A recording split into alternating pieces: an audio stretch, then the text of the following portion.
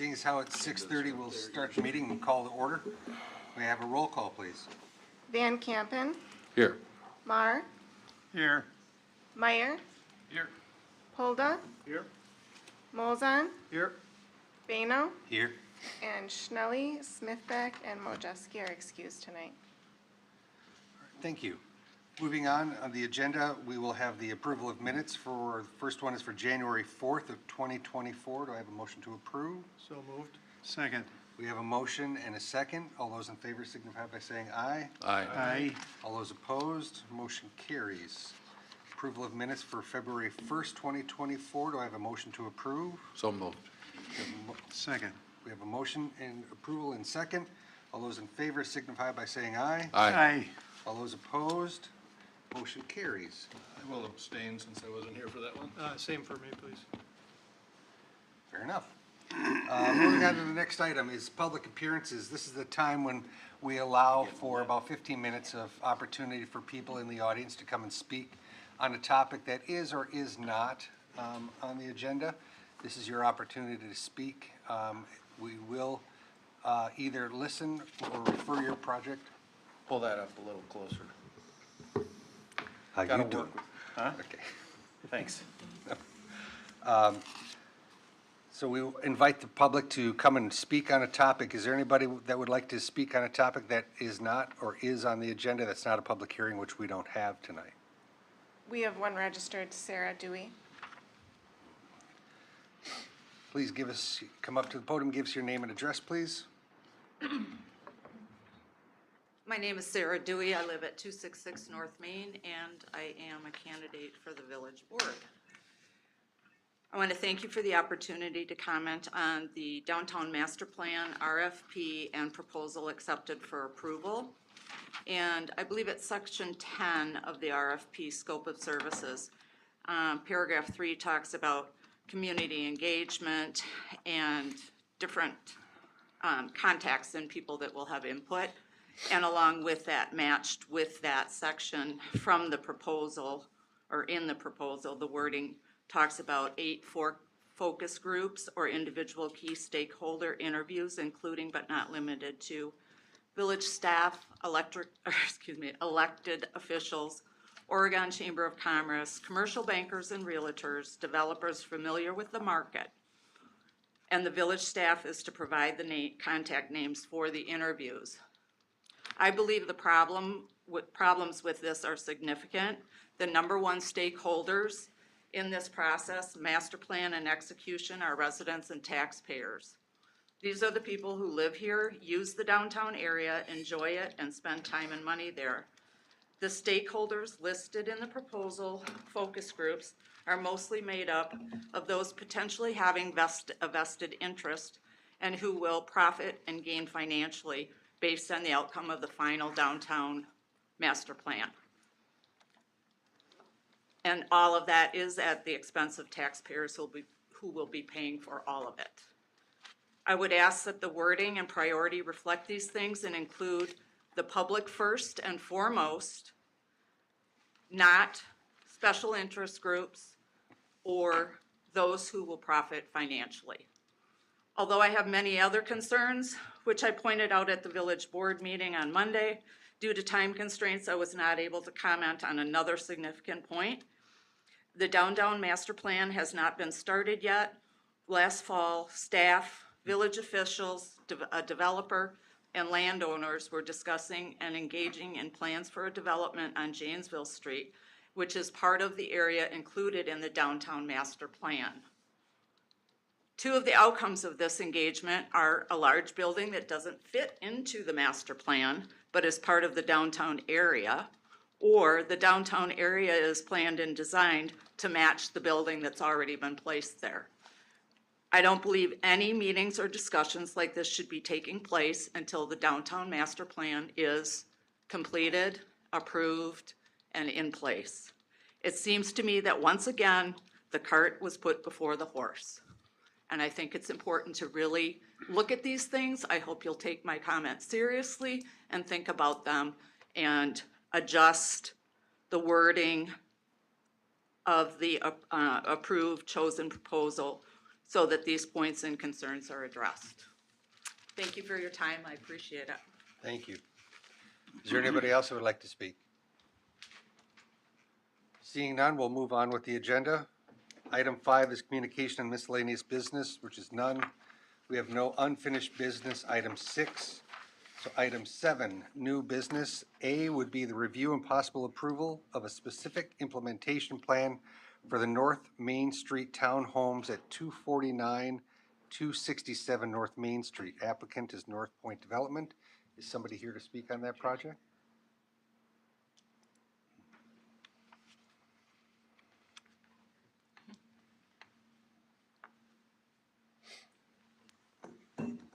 Hi, my name is Matt Tills. I'm representing Canothy and Bruce Architects and North Point Developments. Hi, my name is Sam Hiley, and I'm representing North Point Development. So thanks for the opportunity to present here this evening. I think what we wanted to do was use the materials that we had provided for the application this evening to as background for our presentation. Principally, what I guess what we're coming here with this evening is some updates based off of feedback that we've been receiving from staff and from the Plan Commission, and what you're seeing here on the current site plan now represents some adjustments that were made to address some of those comments, and just going over them briefly. One is the shifting of the building that is being sort of referred to right now, Building 1 that's right along East Main Street, or on Main Street. That shifted down a little bit to the south just to provide more of a buffer to the property to the north. I believe we're representing about 20 feet there of a setback, and that will just provide that, along with some additional landscaping in the area, would provide a little more visual sort of buffering. Along with that, we were shifting the drive access down that comes in off of Main. That shifted, as far down to the south as possible. I know that was a concern, is to try to shift that entrance further down. And then the other main concern was the preservation and the protection of the two large trees there, of those two existing trees. And working with an arborist, the developer has put together a strategy to protect those trees.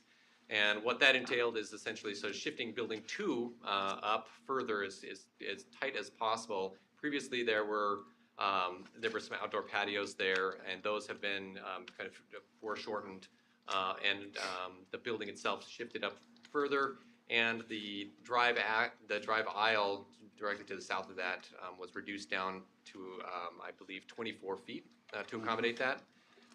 The other change that was related to that was there's a sidewalk that kind of comes in to the south, and that was continuing a little further over to the west, but we are stopping that sidewalk short, and this was based off of conversations with the arborist there, to give ample room for protection for that tree.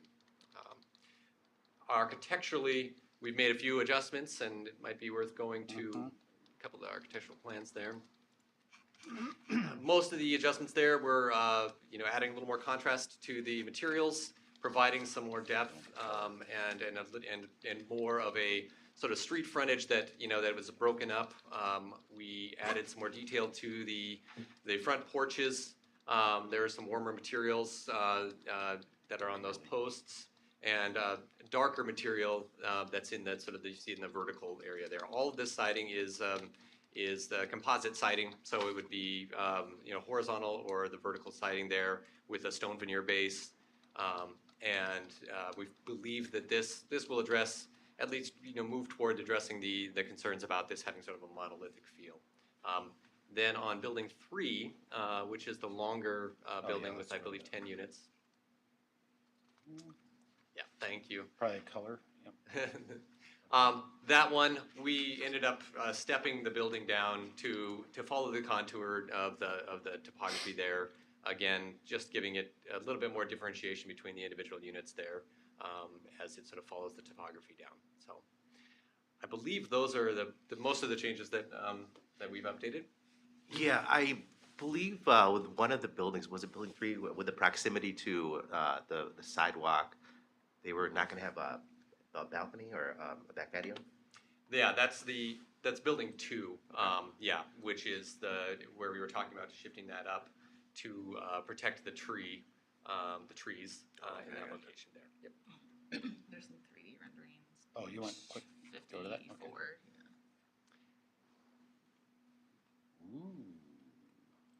Yeah, and these are just some renderings, just to, again, kind of show a little bit more of that contrast and some of those updated materials. Here you see building 2. And this is the building 3, that's sort of the long of the sloped portion of the that heads toward the north.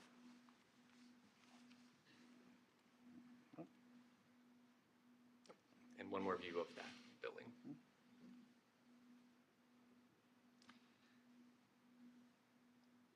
Okay. Staff, have any comments?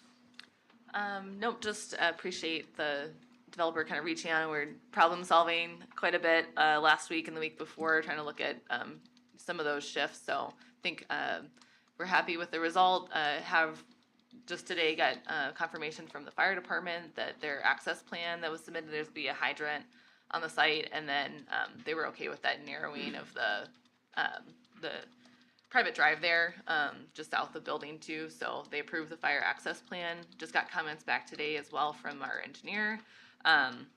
He's been a little swamped the last couple of weeks, so got those back today, nothing substantial, but did send those off to the development team today too, so any motion that you make, just make sure that incorporation of the engineering comments is included. Okay. Anybody from Plan Commission, questions, comments? I have a couple. Yeah, go right ahead. First of all, thank you for listening in our previous meetings. I think that 20-foot separation for building 1 is going to be much appreciated by the neighbor to the north, and I think it's appropriate. I was going to ask if had the fire department reviewed. I was a little concerned about the turning radiuses, but if they've reviewed and they're comfortable, I guess all's well. I think I like your project. I think the articulation on building 1 is a good attempt to create that rhythm, continue the rhythm that happens on Main Street. My only concern are the materials that you're using, and in particular, an 8-inch lap siding, which really is not in keeping with the period architecture on Main Street. Okay. I'd like to see something more like a 4-inch, Okay. more of a narrow.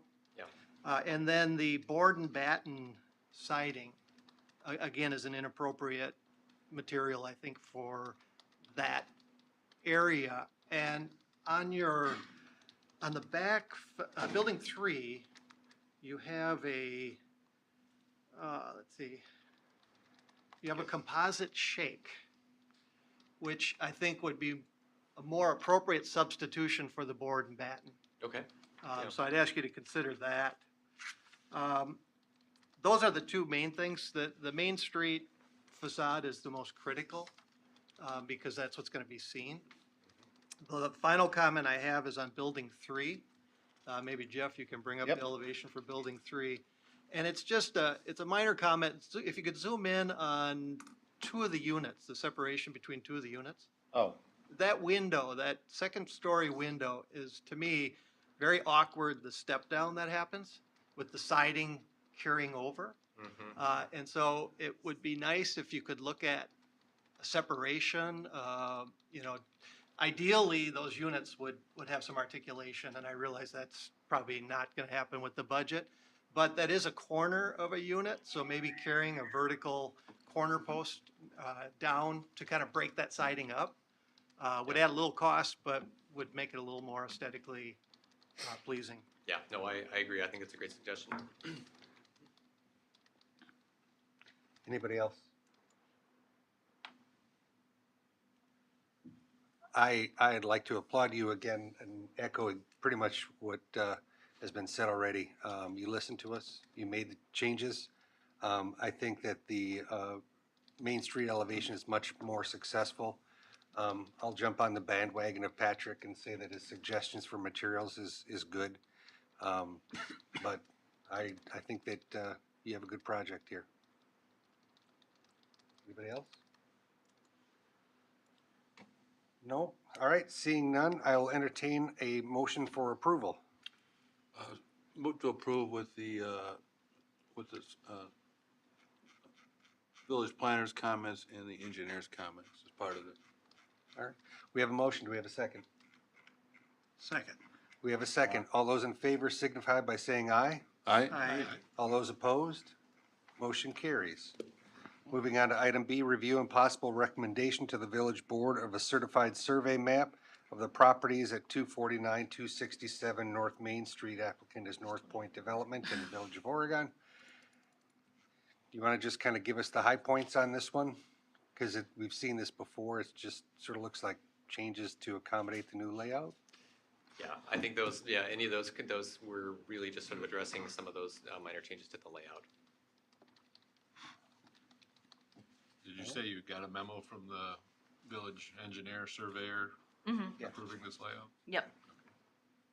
Yep, just minor comments, some labeling things, and mostly related to the SIP and some utility comments. All right. Anybody want to make a motion for approval? Move to approve. We have a motion. Do we have a second? Second. We have a second. All those in favor signify by saying aye. Aye? Aye. All those opposed? Motion carries. Congratulations. Good luck. Thank you. Thank you. Item C, review and possible approval of a site plan revision for well number 3. Additions, applicant is the Village of Oregon. Who would like to come All up? on the and- mercy of the court here. Who's Actually, gonna, Lauren and Don are here tonight. And, Yeah. excellent. that You're is gonna- tonight. We don't have engineers here tonight, do we? Nope, Not it's just Gloria. us. That's the Lauren and Don show. Yeah. So So, I'll kick us off and hand it over to these guys, but we talked a lot about wells last time. Or maybe it was the month before. It was January, February, but It's February, yeah. okay. So this is well 3. This is our Hillcrest and Netherwood addition. So extension of the well house and then the generator as well. So they took a lot of the feedback and ideas for colors and design. Did some landscaping here as well. So I'll let Lauren and Don just comment on kind of any of the major changes and what you all have come up with. Thanks, Elise.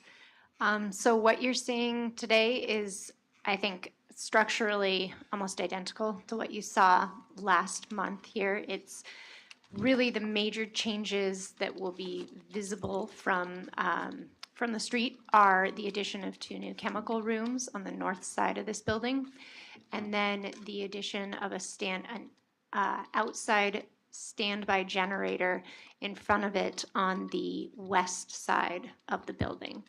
So the site layout probably shows that best. I will say at this point that I'm an engineer. I know what I would be excited to talk about, but we're getting into architecture land, and so I'm going to just start saying things that you guys might not find that interesting. But the big things that we did, I guess, stylistically, is we kind of picked a color scheme based on your feedback last time. We went to the Hardy Plank website, I'll be honest, and kind of found a nice neutral color that we liked, not too dark, but also not like a white, and used their recommended color combinations to come up with kind of this beige, primary color, white trim, and then we're looking at kind of a warm, dark gray metal roof, just a standing seam metal roof. It is a very shallow slope on that roof, so we'll have to make sure that whatever we pick is appropriate for that slope. The generator shown here is what we call Cummins Green. It's an amazing color that doesn't match anything. We're looking into whether we can get this. I believe it's available in something called a sandstone, so something much more neutral that might blend a little bit better in here. We have added a little bit of landscaping around that generator, so some red osier dogwood in front of it. I believe we've got a flowering crabapple on the north side of it, just a little bit of landscaping around that northeast side of the building. And then really what we are excited about is some bigger trees there along the southern lot line. There used to be trees there back in the day. Actually, if you look on Google Earth, you can see that. Those were taken down. They were not in good health. We're hoping to reestablish some of that shade along there, as well as provide a little bit of separation between the residents there and our well house. We're gonna get some fertilizer for these, by the way. They're looking a little light right now. Fair enough. Yeah. All right. Well, thank you. We've saw this last month. Looks like it's just kind of sharpening the knife a little bit. Anybody have any questions, comments? I do. I didn't get to see it last month, but I think you've taken an ugly building and made it look a little better. Thank you for that. I just have a question, and it has to do with the placement of the generator. If it were me, I'd want to hide it behind the building, and I'm just curious, is it out front for servicing or to keep the noise as far away from the neighbors? That's a great question. It is both of those things in addition to another one. So along the east side of the building, there is a drainage way that runs north-south there. And we typically like to keep our generators as far away from any potential of coming into contact with water as possible. So when we looked at that, we got a little bit nervous about floodplain issues if we got a very large event. So we felt that it was probably more appropriate to keep it on the other side of the building. As you pointed out, this is also where the driveway is, so it's much easier to access and maintain for us there as well. Should also mention that the silencing on the generator, they come in varying degrees of silencing. You know how much you want from 0 to. This is what I think we call it critically silenced, which is their highest degree of insulation and protection for noise around the generator when it's running. And this is only something that runs 30 minutes a month as a test, and that is during the day, not Don doesn't like going out at 2 a.m. to run it. Nope. And then obviously, or an emergency, middle of the night, something kicks off, it'll run. But I was gonna say, Don, when we very, very rarely have the generators run at any of the well houses. Do we? Yeah, we've had very few power outages that required the wells to run. For a long time or anything? Yeah, I mean, I think the longest we actually had was a couple of hours, and of course, it was at 2 a.m. or 1:30 in the morning. Yeah. But, yeah, generally, we don't have issues with that, so. That's right. There's I think Lauren looked into the sign. 76. Yeah, and what Lauren, I think it was like the sound of like maybe someone mowing their lawn. Yeah, I believe that they call it landscaping equipment going while the house is sealed up. So, and that is at, I think, 20 yards, or is it 20 feet that is at? Yeah. So it's very close. If you're talking to 7 somebody meters. that's 20 7 20 meters, feet. so 20 feet. Yeah. So if you're further away, if you're across the street, if you are that southern house there, you're further than that 20 feet. So it will be even quieter than that. And if it's an emergency and it's running, it's a good thing. Well, it's not, You'd rather have it glad running that than it's not running. running. exactly. Yeah, the fact that we have never had one there. Yeah. It'll be an improvement for us, let's say if we do have some type of emergency catastrophe, that we can still supply water, from that well. Yeah. So, I didn't look at the specs on it. What is the fuel source? Is that natural gas or is that? Yep, yeah. natural gas.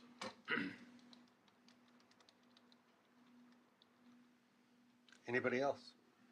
And I should add, we currently don't even have a portable generator for a backup for that building. Yeah. So when we lose power, that sits idle. The other 2 wells, well 4 and 5, have them, and well 6, which is in the process, will have one too. So just a double security factor if we get one or when we get one installed. And in case of an emergency, this would be everything from not just personal water, but fire hydrants and everything else. Everything. correct? Yep. Yes. Yep. Okay. I would entertain a motion to approve the revised SIP for the, For site plan. I'm sorry, for the site plan. I would entertain a motion to approve the site plan revisions for well 3 addition. So moved. We have a motion. Do we have a second? Second. We have a second from Larry. All those in favor signify by saying aye. Aye. All those opposed, motion carries. Thank you. Item D, review and possible approval of a revised specific implementation plan for the Flats multifamily development off Peterson Trail, County Highway CC. Applicant is Lakestone Properties.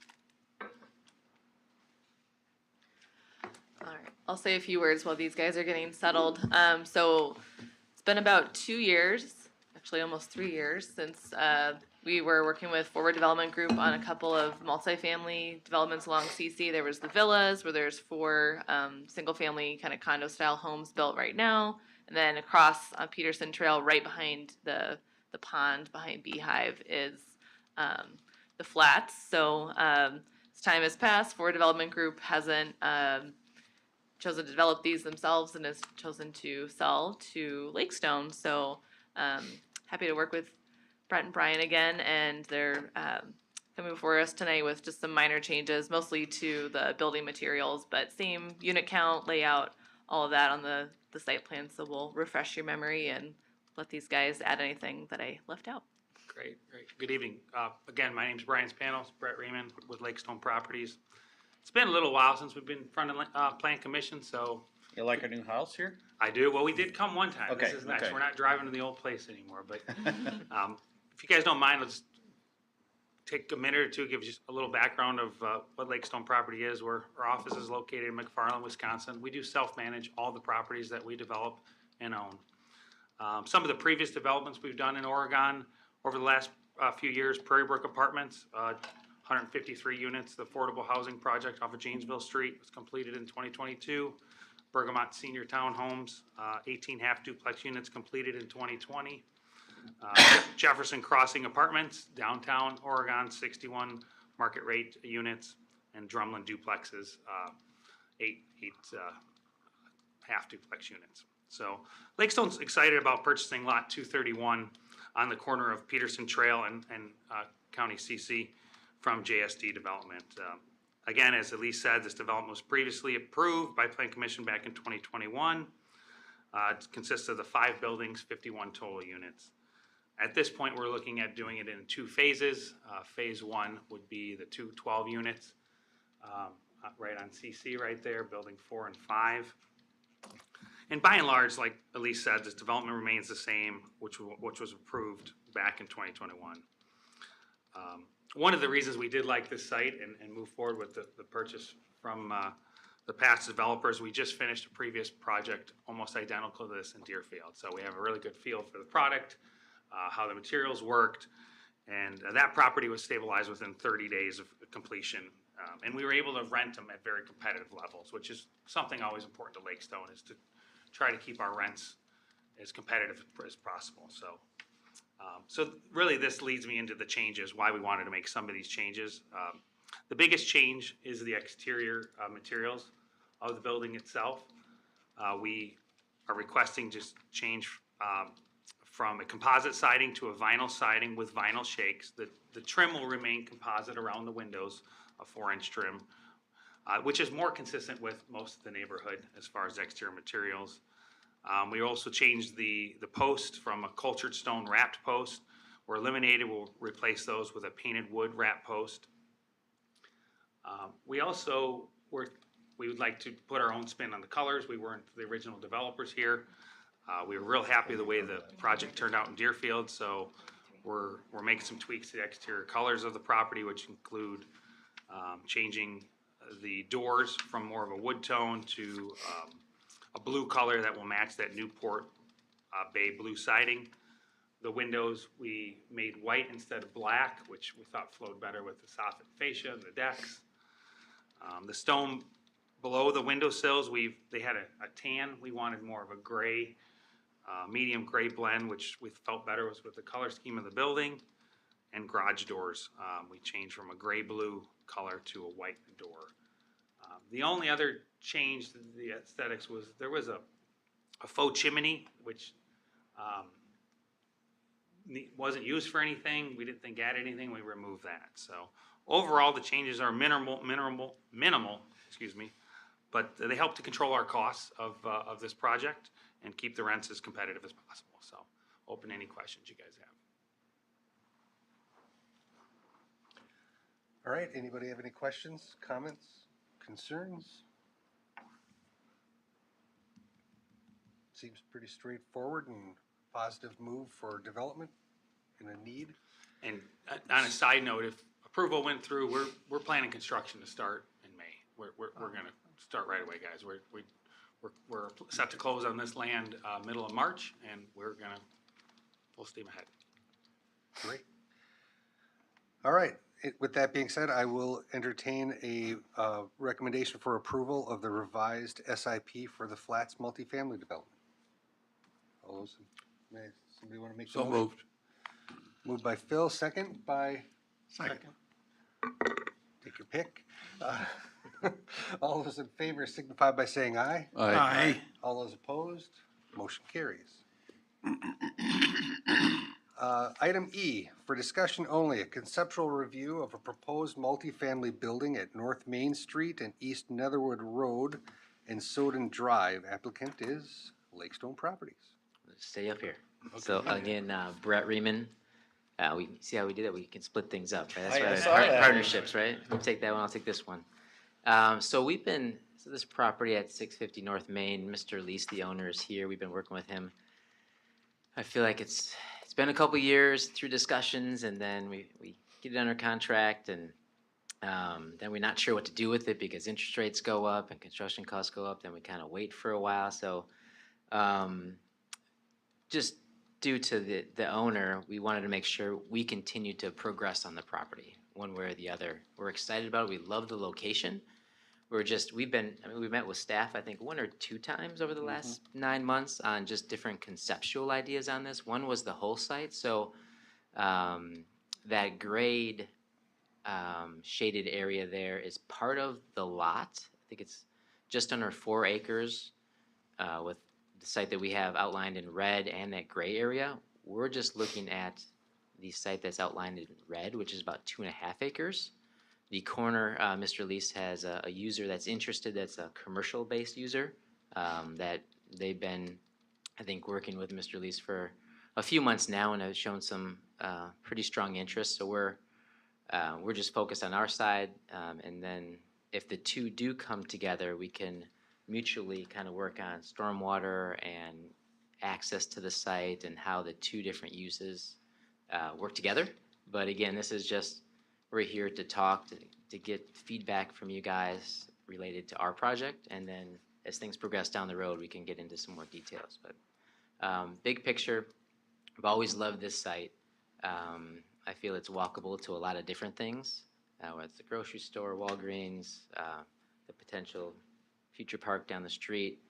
It's an infill project, which we enjoy doing in some of the communities, which we did with Jefferson Crossing here in Oregon and some of our other sites in smaller communities nearby. So again, the site's been on our radar for a long time, but this is the first time we've been in front of the Plan Commission to get feedback on it. So some ideas as to why it is what it is right now. Initially, we had a 3-building project when we included that corner on it with some commercial. We scaled that back now since the corner has some interest from a commercial user, and we just are focused on this 2.5 acre site.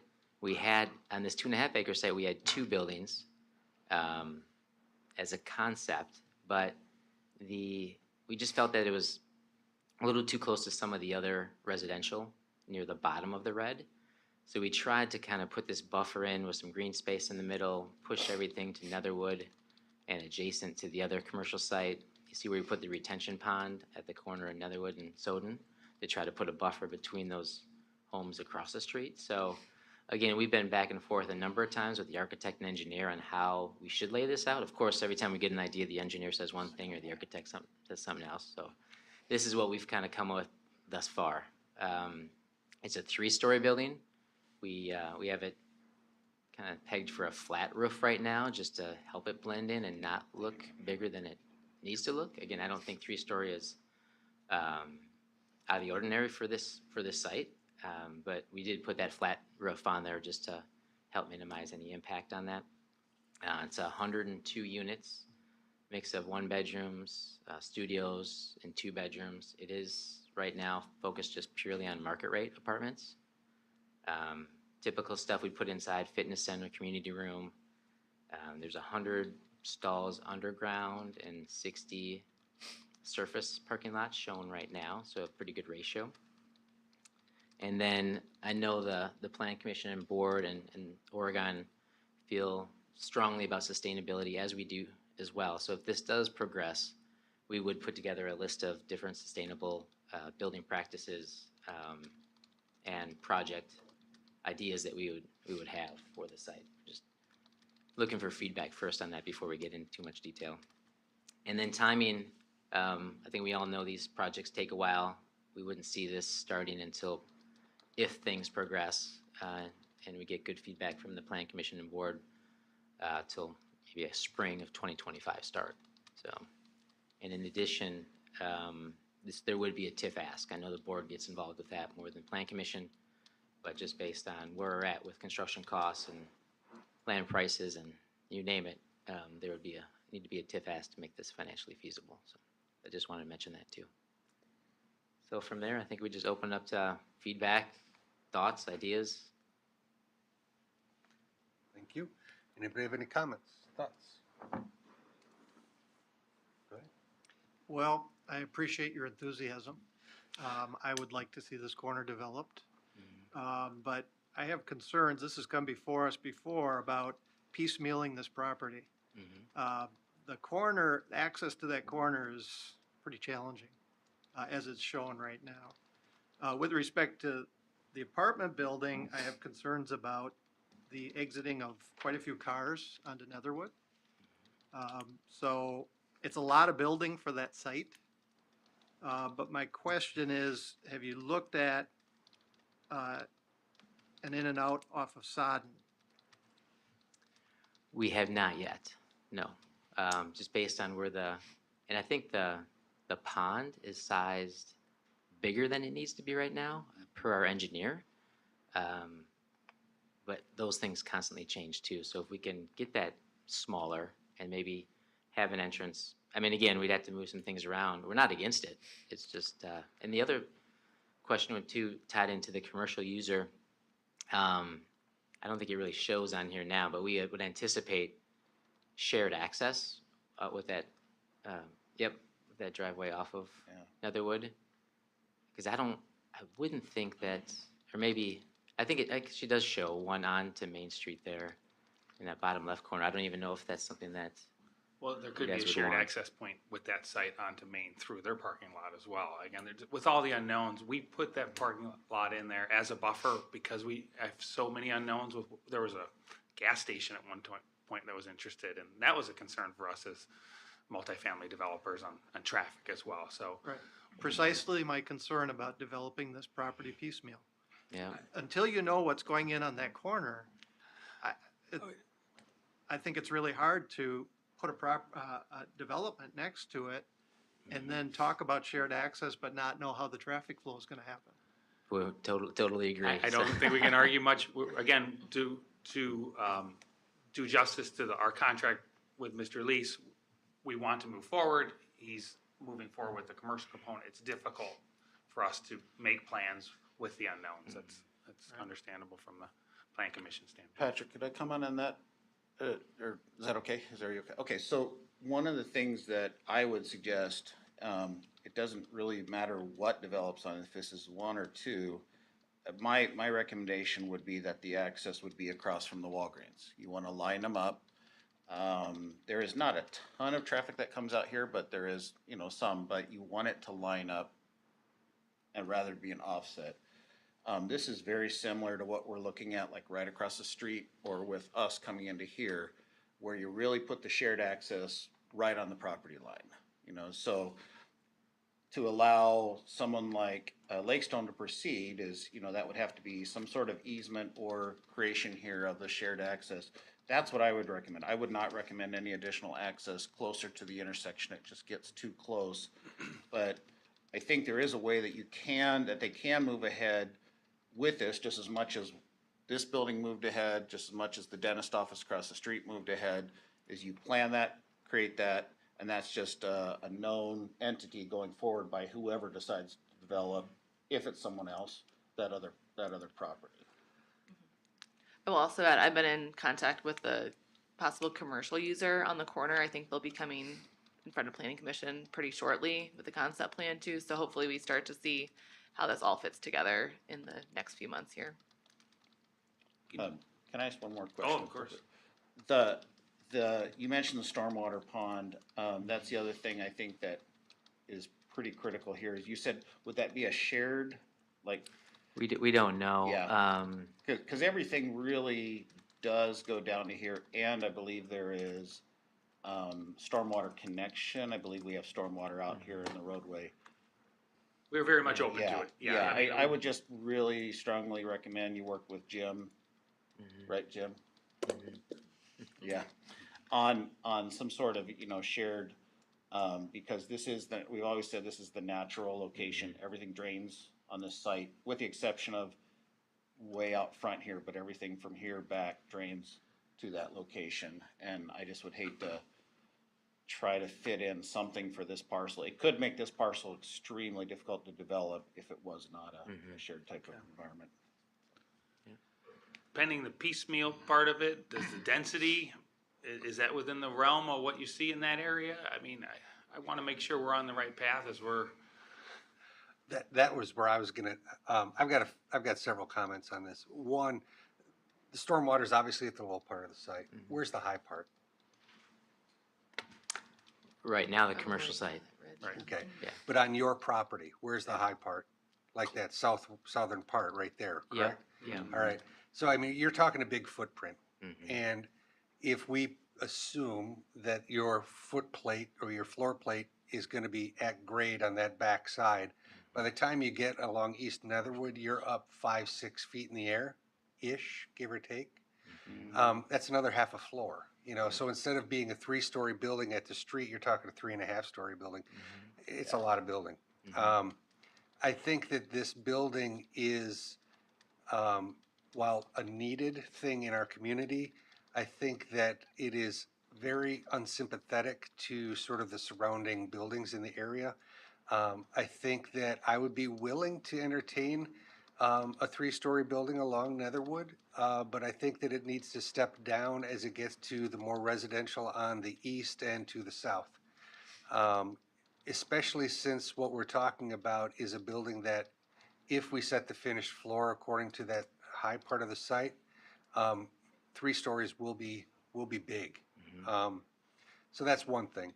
I think that I would appreciate or ask you to maybe look at this even as 2 buildings connected with a bridge or with something else that might be able to change some of that grade or change some of the scale of the building. I think when you've got 102 units, I also need to start to think about amenities for tenants. What is there other than the public stuff that you had mentioned and this grocery store and the, what else? Is there a community room? Is there a something, I think that those things need to be incorporated into this. can I just, Yeah. one thing about this design that we did like, and taking all this in, but it does create a really nice courtyard on the back side of the building with some privacy that I think we put some really good money into. As far as amenity space, it's not shown at the concept level, but I agree. And I know that this is 60,000 feet. I get it. It's preliminary. But those are the types of things as you work through this process and as you move forward that we'll be looking for. And I think that a prospective tenant would be looking for as well. One question I had is in the southwest corner, I thought, and again, I'm old, my memory's not so good, that property right there where the parking lot is, is that new acquisition for this property or was that always part of this? I can answer that. Yeah, this property is not contiguous. It is contiguous, but it's a separate parcel. It's a small parcel that was acquired many years ago as payment. Okay. No, I So just but thought it that there is- was a notch in there and. Same owner for Yeah, both parcels. same owner for both parcels. It's just Okay. a Okay. little orphan parcel back here. Okay. I agree with what Jeff mentioned. East Netherwood, if you are here 8 o'clock, 4 o'clock when school gets out, 5:30 when people come home, it's busy. And having driveways that don't line up, especially that close to the intersection, would be problematic. I think that it would be really beneficial to somehow try to work out a shared cross-access agreement for your curb cut. I know that it doesn't always make for a nice entry into your project. You kind of suffered from it on your project on the south side a little bit, but I think it's something to consider. I think I like Patrick's idea of putting a secondary exit for this off of onto Soden, especially for the underground parking. I'm not a real big fan of that thing emptying out onto East Netherwood as well. So because again, East Netherwood gets busy and then you're coming out of a garage and there's usually some grade to it and all that other stuff. So having to come out onto a secondary street where you've got two paths to go, I think is a wise decision. I think there'd be significant pushback from the neighbors, I do, on that. It to come out like over here. For underground parking? For underground parking? Yeah. Yeah, if you take out the bottom part of that retention pond and just shoot a straight, Yes. you know, Yes. just for inlet, outlet of the So then underground. it's just those who are, Right. that's probably more palatable, but yeah. I'm just thinking, I think the thought I know from other ideas that have been kicked around has always been access on Netherwood. Yeah. But you're right, it's busier. This is Yeah. a much more quieter. Yeah, I'm just talking about for the underground parking. Those are my thoughts off the top of my head. Okay. Anybody else? In agreement with just about everything that's been said. I liked John's term that maybe we were unsympathetic, at least to a couple of single-family homes that are kind of in the little notch there. And I do agree, you will be close to 4 stories on the Soden end of this. The underground parking is gonna be mostly out of the ground down there. So that gives them a 4-story wall. Pretty close to houses that have had a nice grassy field to look at for a lot of years. So I think moving further away, stepping your facade from, 2 stories to 3 in some areas and stuff would be worth considering. It will cost you some units, but to make it work with the site and the neighborhood, that's gonna be necessary.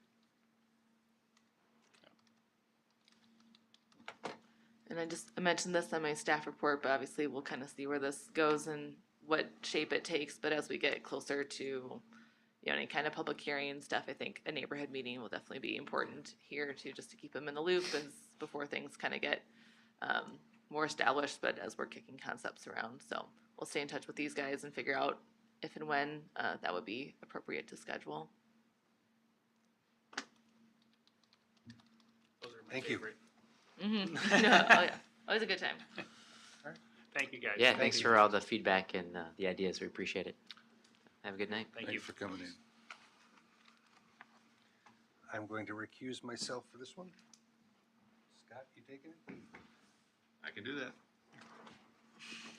Move on to item 7F, conceptual review of Phase 3 of Beehive Homes. 101 North Bergamot Boulevard, applicant is Beehive Scott, can you Homes. make sure you're talking to them? There, sorry. There we go.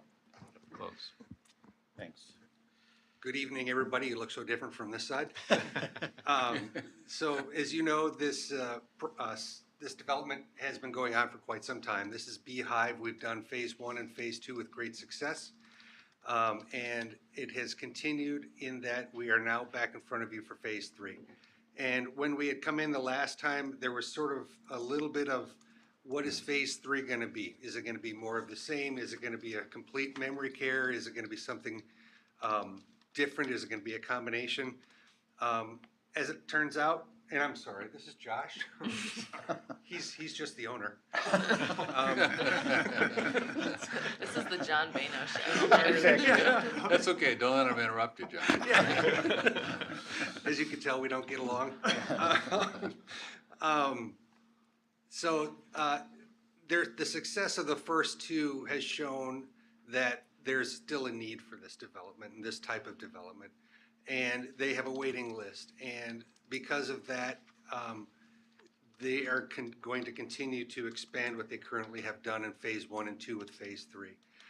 The footprint's a little bit different, but generally it's the same thing. We're looking at a 19-bed CBRF that will be able to handle everything from elderly to those with mental disabilities to those with the beginnings of dementia and those types of things. This will be a slab-on-grade wood frame project. Architecturally, at this point, it's going to look very similar to what we have on phase 1 and phase 2. We are taking advantage, though, of the east end of the building by creating a gable end where we're planning to put a logo of some signage there.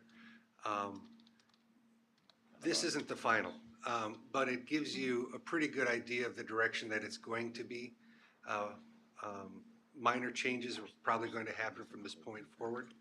But we wanted to get it in front of you to see if there was any red flags that popped up and see if you had any feedback that you wanted to provide at this stage.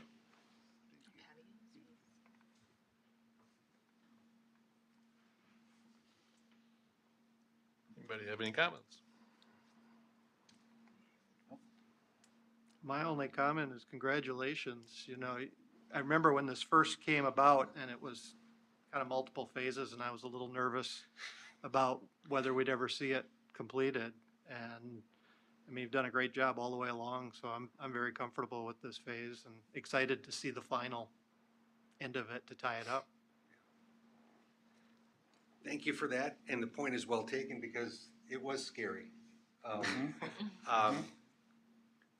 Josh and his wife Gina and their friend Andy were young, and it was a lot for them to sort of take on without knowing. Yes, And they've done a good job. yeah, and it's been a nice relationship with TJK as well. I mean, to stick with the same contractor through the whole thing, and we're excited to complete the project, like to see it done as a whole. Yeah, I remember walking in with the TV showing everyone here. Going a little too far probably at most, but. So what is your projected timeline?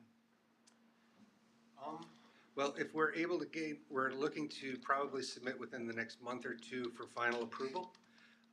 And then we would start construction probably May, June.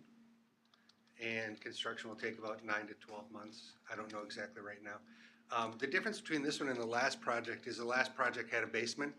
We were able to figure out a way to create a space so that we don't have to have that on this one. Just purely because the shape of the building was different. So we're going to be doing everything slab on grade this time. So you said you're able to create a space. I'm assuming you're talking about emergency shelter kind of space? No, I'm talking or- about for mechanicals. So what's done in the case of a tornado? you know, for in the safety? case, Oh, for safety? Yeah. Yeah, our policy and procedures. I believe it is the Lutheran Church right now. so they're taken off site. So they're taken Oh, off for, site? for tornado. No, we go to the interior, yeah, interior wall. Yeah, you have no basement to go to, so, Yeah. Right, and the basement in the last building didn't have access really for customers, and a lot of them aren't really able to navigate that because of their capacities. So it's just purely to an interior portion of the building itself. This building, in the CBRF system, we have to divide this space up into separate areas because of emergencies, fire, smoke, so that there's double doors that divide this space into half pretty much. So that in case something happens on one side as far as an emergency, you can go to the other half and have an opportunity to gather yourself before you have to really move out of the facility again. So there are fail-safes built into the system of the construction process itself. but code-wise, there's no requirement for a secure space? No.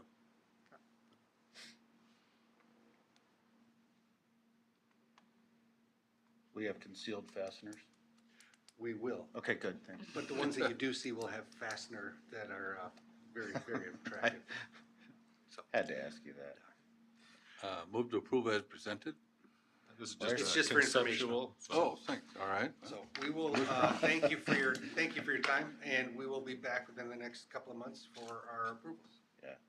Look forward to seeing you again. Thanks. Yeah. Sonia.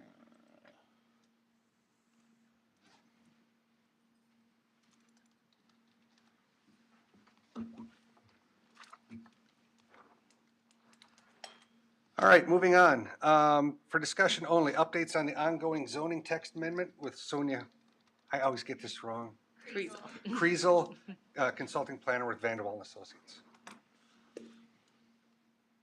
Elise, did you want to kick things off, or do you want me to jump? I'll give a quick overview. So it's been, I think since, was it September? Maybe we had this last, it was August or September of last summer. We brought kind of our low-hanging fruit zoning text amendments in front of you all. So chickens, bees, we had fences, paved surface setbacks. We talked about kind of a variety of different things. Because none of this has been incredibly urgent and we've been extremely busy. This is, fall, and now we're in March. So picking this back up again with Vanderwall's help, we've gotten some feedback from our legal team as well. Sonia and I actually have a call tomorrow with our village attorney, Derek Punches, to go through a couple other things, some updates with state statute and other things that need a little bit more in-depth discussion, but we wanted to just kind of do a touch point with you all tonight, make sure we're on the right track before we present kind of a final draft, and then we'll get this in ordinance format and hopefully adopted, hopefully before the end of the spring here. I did want to mention, Patrick, your contact for the bees. I was able to make contact with Sue. She was very helpful, and once she had an opportunity to look at the language, she didn't have any suggested changes. She thought it was pretty straightforward. So that was good to hear we were on the right track. But I'll let Sonia kind of take it away. Maybe we can just kind of go through this list of, refresh everyone's memory because it's been a while about where we're at, and a couple things we're looking for your feedback on too. Thanks, Elise, and good evening. Sonia Kriesel, Vanderwall and Associates. We can take these however works best for you all, but maybe I'll just start with a little bit of an overview and we can work through them one by one, spending more time on ones that have questions compared to other ones that might be more straightforward. So here we're here tonight again for discussion. So we want to get some feedback on a couple of these items. This is not yet ready for a public hearing draft and is not intended to be the final language. We just want to make sure these are headed in the right direction before we get to that stage. I'll start kind of going through some of them. And before I do that, the ones that I think need the most feedback, just as an overview, is probably number one for family definition and downtown design overlay. I think I have a few more lengthy comments on that one in particular. But going back up to the top, family definition.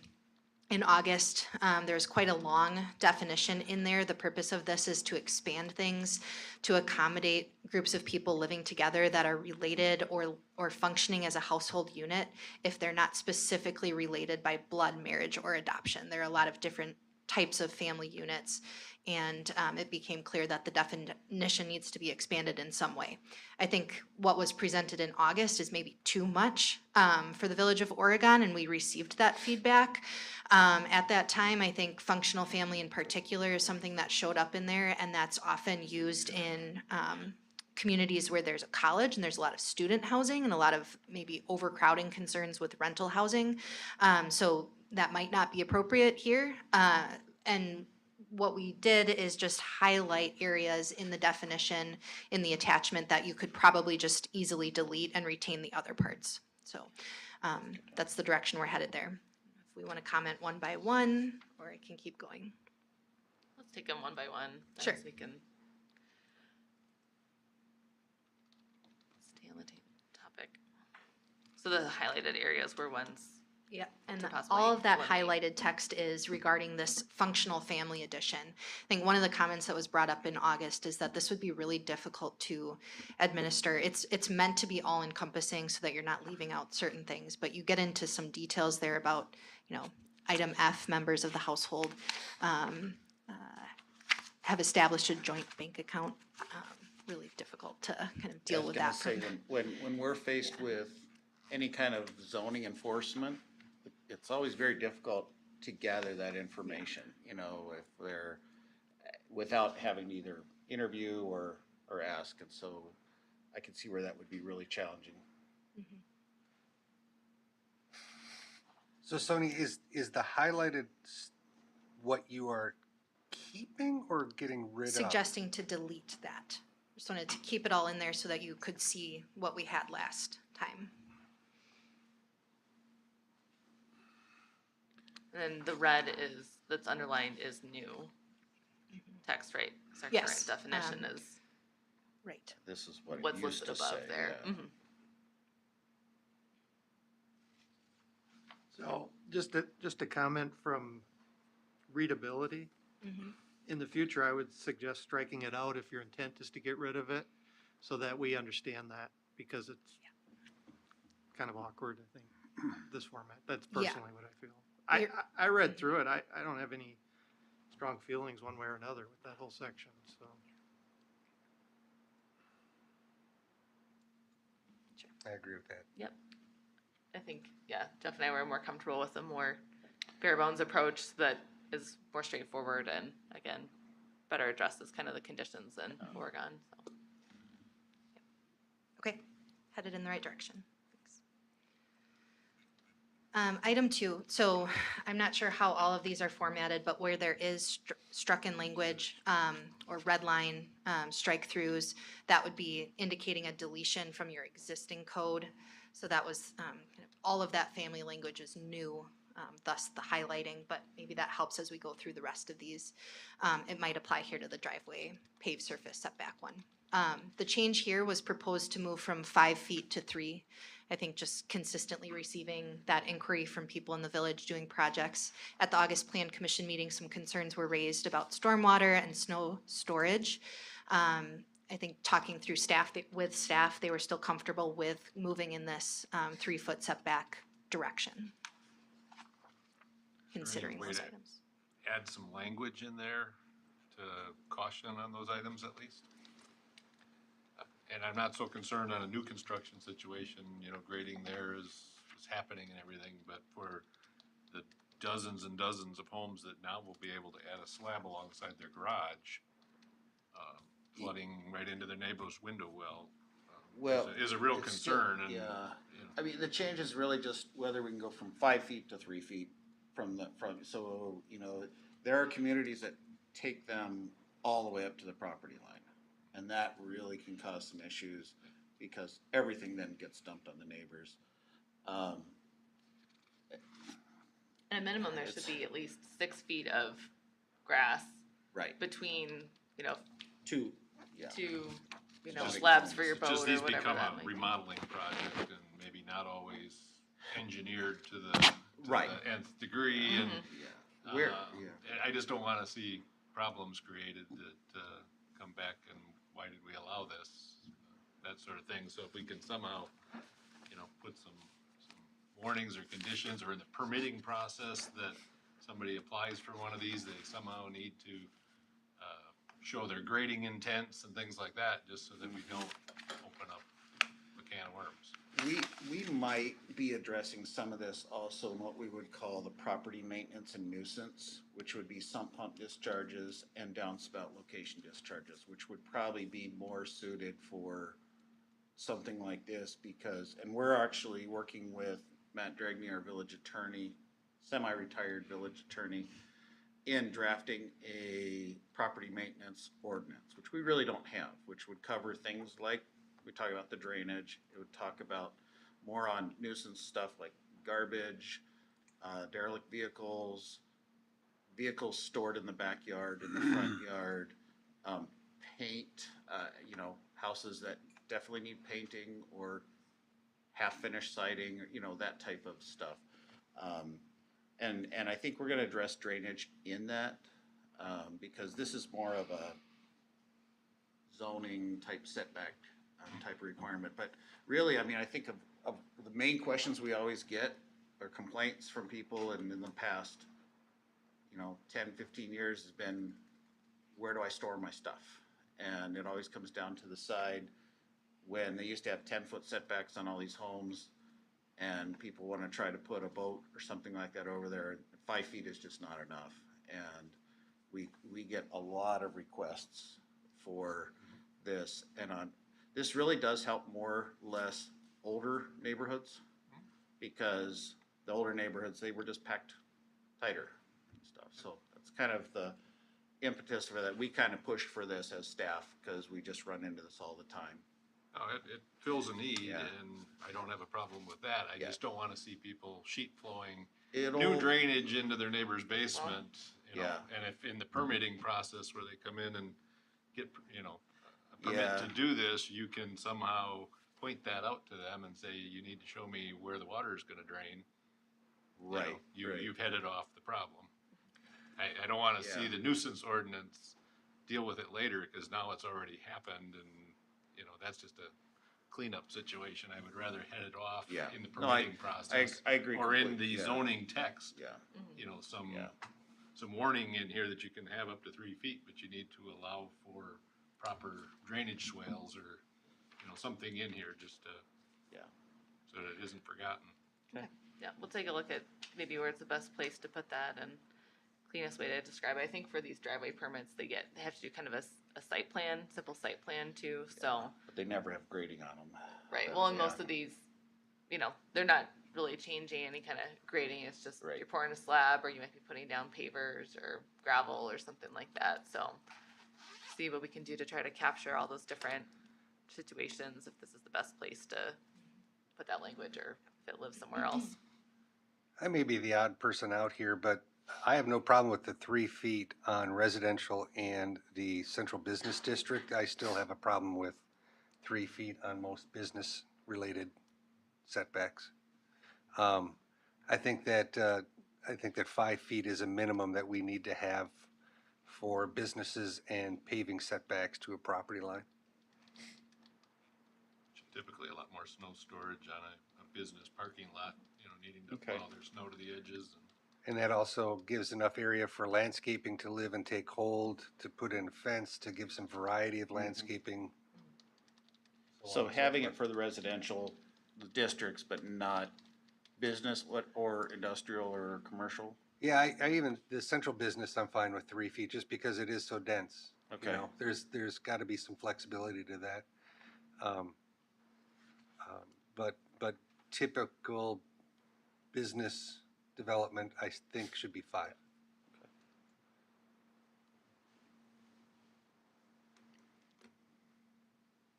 One area I noticed here that Jeff referred to nuisancing codes and bringing some of that together. There was this piece on beekeeping and poultry. We need to be looking at that pretty closely as far as storage of feeds and bedding materials need to be in rodent-resistant containers, because they're just opening the door for rodents, and I mean I rats. think that's part of That's the enough the here. chicken and bee ordinance, correct? Yeah, I can scan that quick to see if it's in there. Yeah, but that's a good idea. Yeah.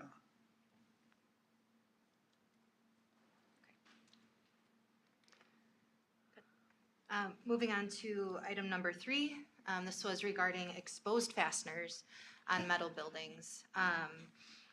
In the code, exposed fasteners are currently prohibited in all of your residential districts, as well as rural holding, and then a handful of the business districts. Neighborhood office, neighborhood business, planned business, central business. Again, they're prohibited in those districts.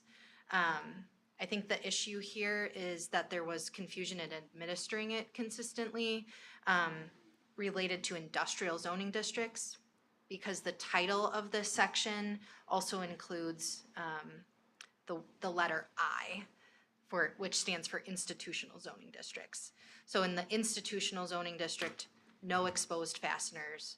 All along, exposed fasteners can be used in an industrial district. But just to clear up that confusion, a sentence was added at the bottom. to clearly state these design standards do not apply to industrial zoning districts.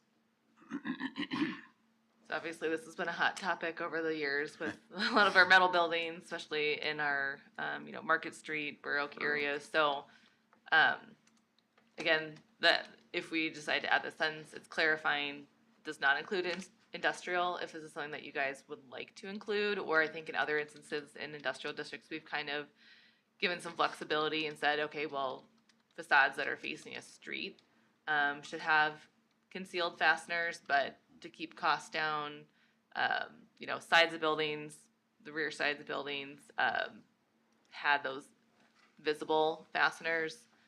So if we kind of want to go down that road and maybe clarify that for industrial businesses, but I think this is something that was a carryover from the Lake Savvy days, and just that I equals institutional, not I equals industrial, what is a little confusing, so. Maybe you could put parentheses and put institutional behind the I too. Sure. As well, to yep. Clarify it. I'm fine with the exposed fasteners. I think that the only caveat I'd put in there is that the fastener heads should match the neighboring material. In color. Because otherwise you could end up with something that, black on white, black on yellow, and then they become, while potentially attractive, I'm not sure that that's the avenue that we want to sort of encourage. Just matching the color Yeah, of just the, matching- matching the color of the Yeah, siding. just keep it simple. Yep. Yeah. Guess I never really thought of that, but, yeah.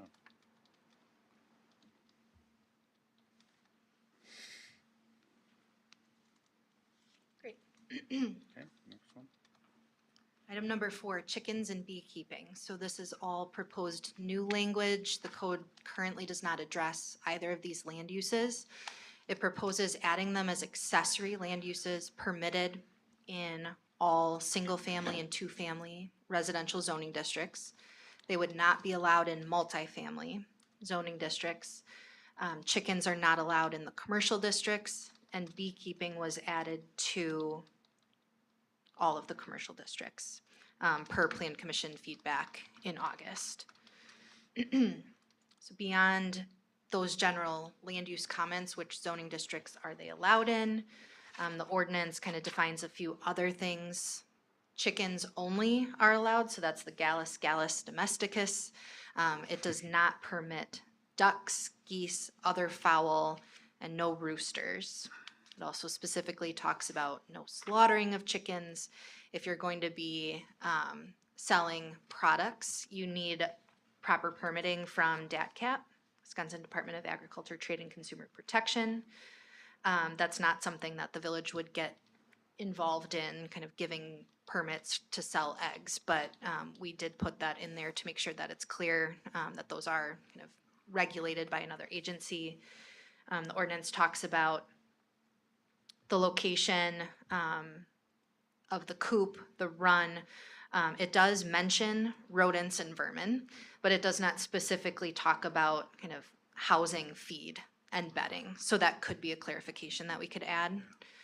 It just talks about keeping them free of rodents and other vermin, so. It might be in the permit stuff too. I don't. Okay. You know what I mean? That, because we have a permit that is to be issued. Sure, yep, You know, that would under be a this good place chicken to put keeping it. permit shall be approved and issued. I think that was, that might be one of the conditions, or we could add it as a condition. Yeah, there. probably worth Yeah. adding in the code too. Okay. One thing just on the chickens before you get to the beads, Yep. Jeff and I were just noticing before, I think there was one This part of a is- sentence that we meant to eliminate or have somewhere else about the, unless units owning chickens have a fully fenced private backyard. I think that's meant for yeah, a this- different section, or I think maybe this that should be was. struck, yeah. Yeah, I think we were kind of talking about duplexes and wanted to make sure that if people didn't have a shared fenced-in backyard, that one person wants to have chickens, the other side doesn't, they have a shared backyard and there's just chickens sort of forced upon you.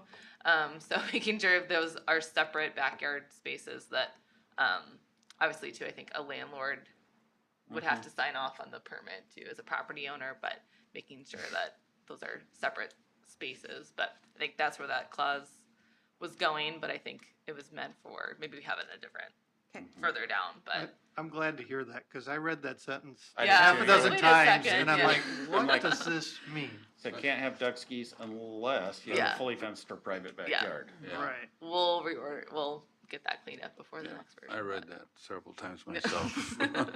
So, related to that, will there be a public comment opportunity On all of these. on Yeah, these so- changes? Right, when we Yeah. get to the point, we'll do a public hearing. I think, maybe after our next round of revisions with the attorney too. I also want to make sure the village board is looped in. I'm not sure how closely they've all been following this, so just to make sure that they know kind of what's coming up and make sure that they're on board generally with the changes as well before we And get how to. is that announced typically to the public?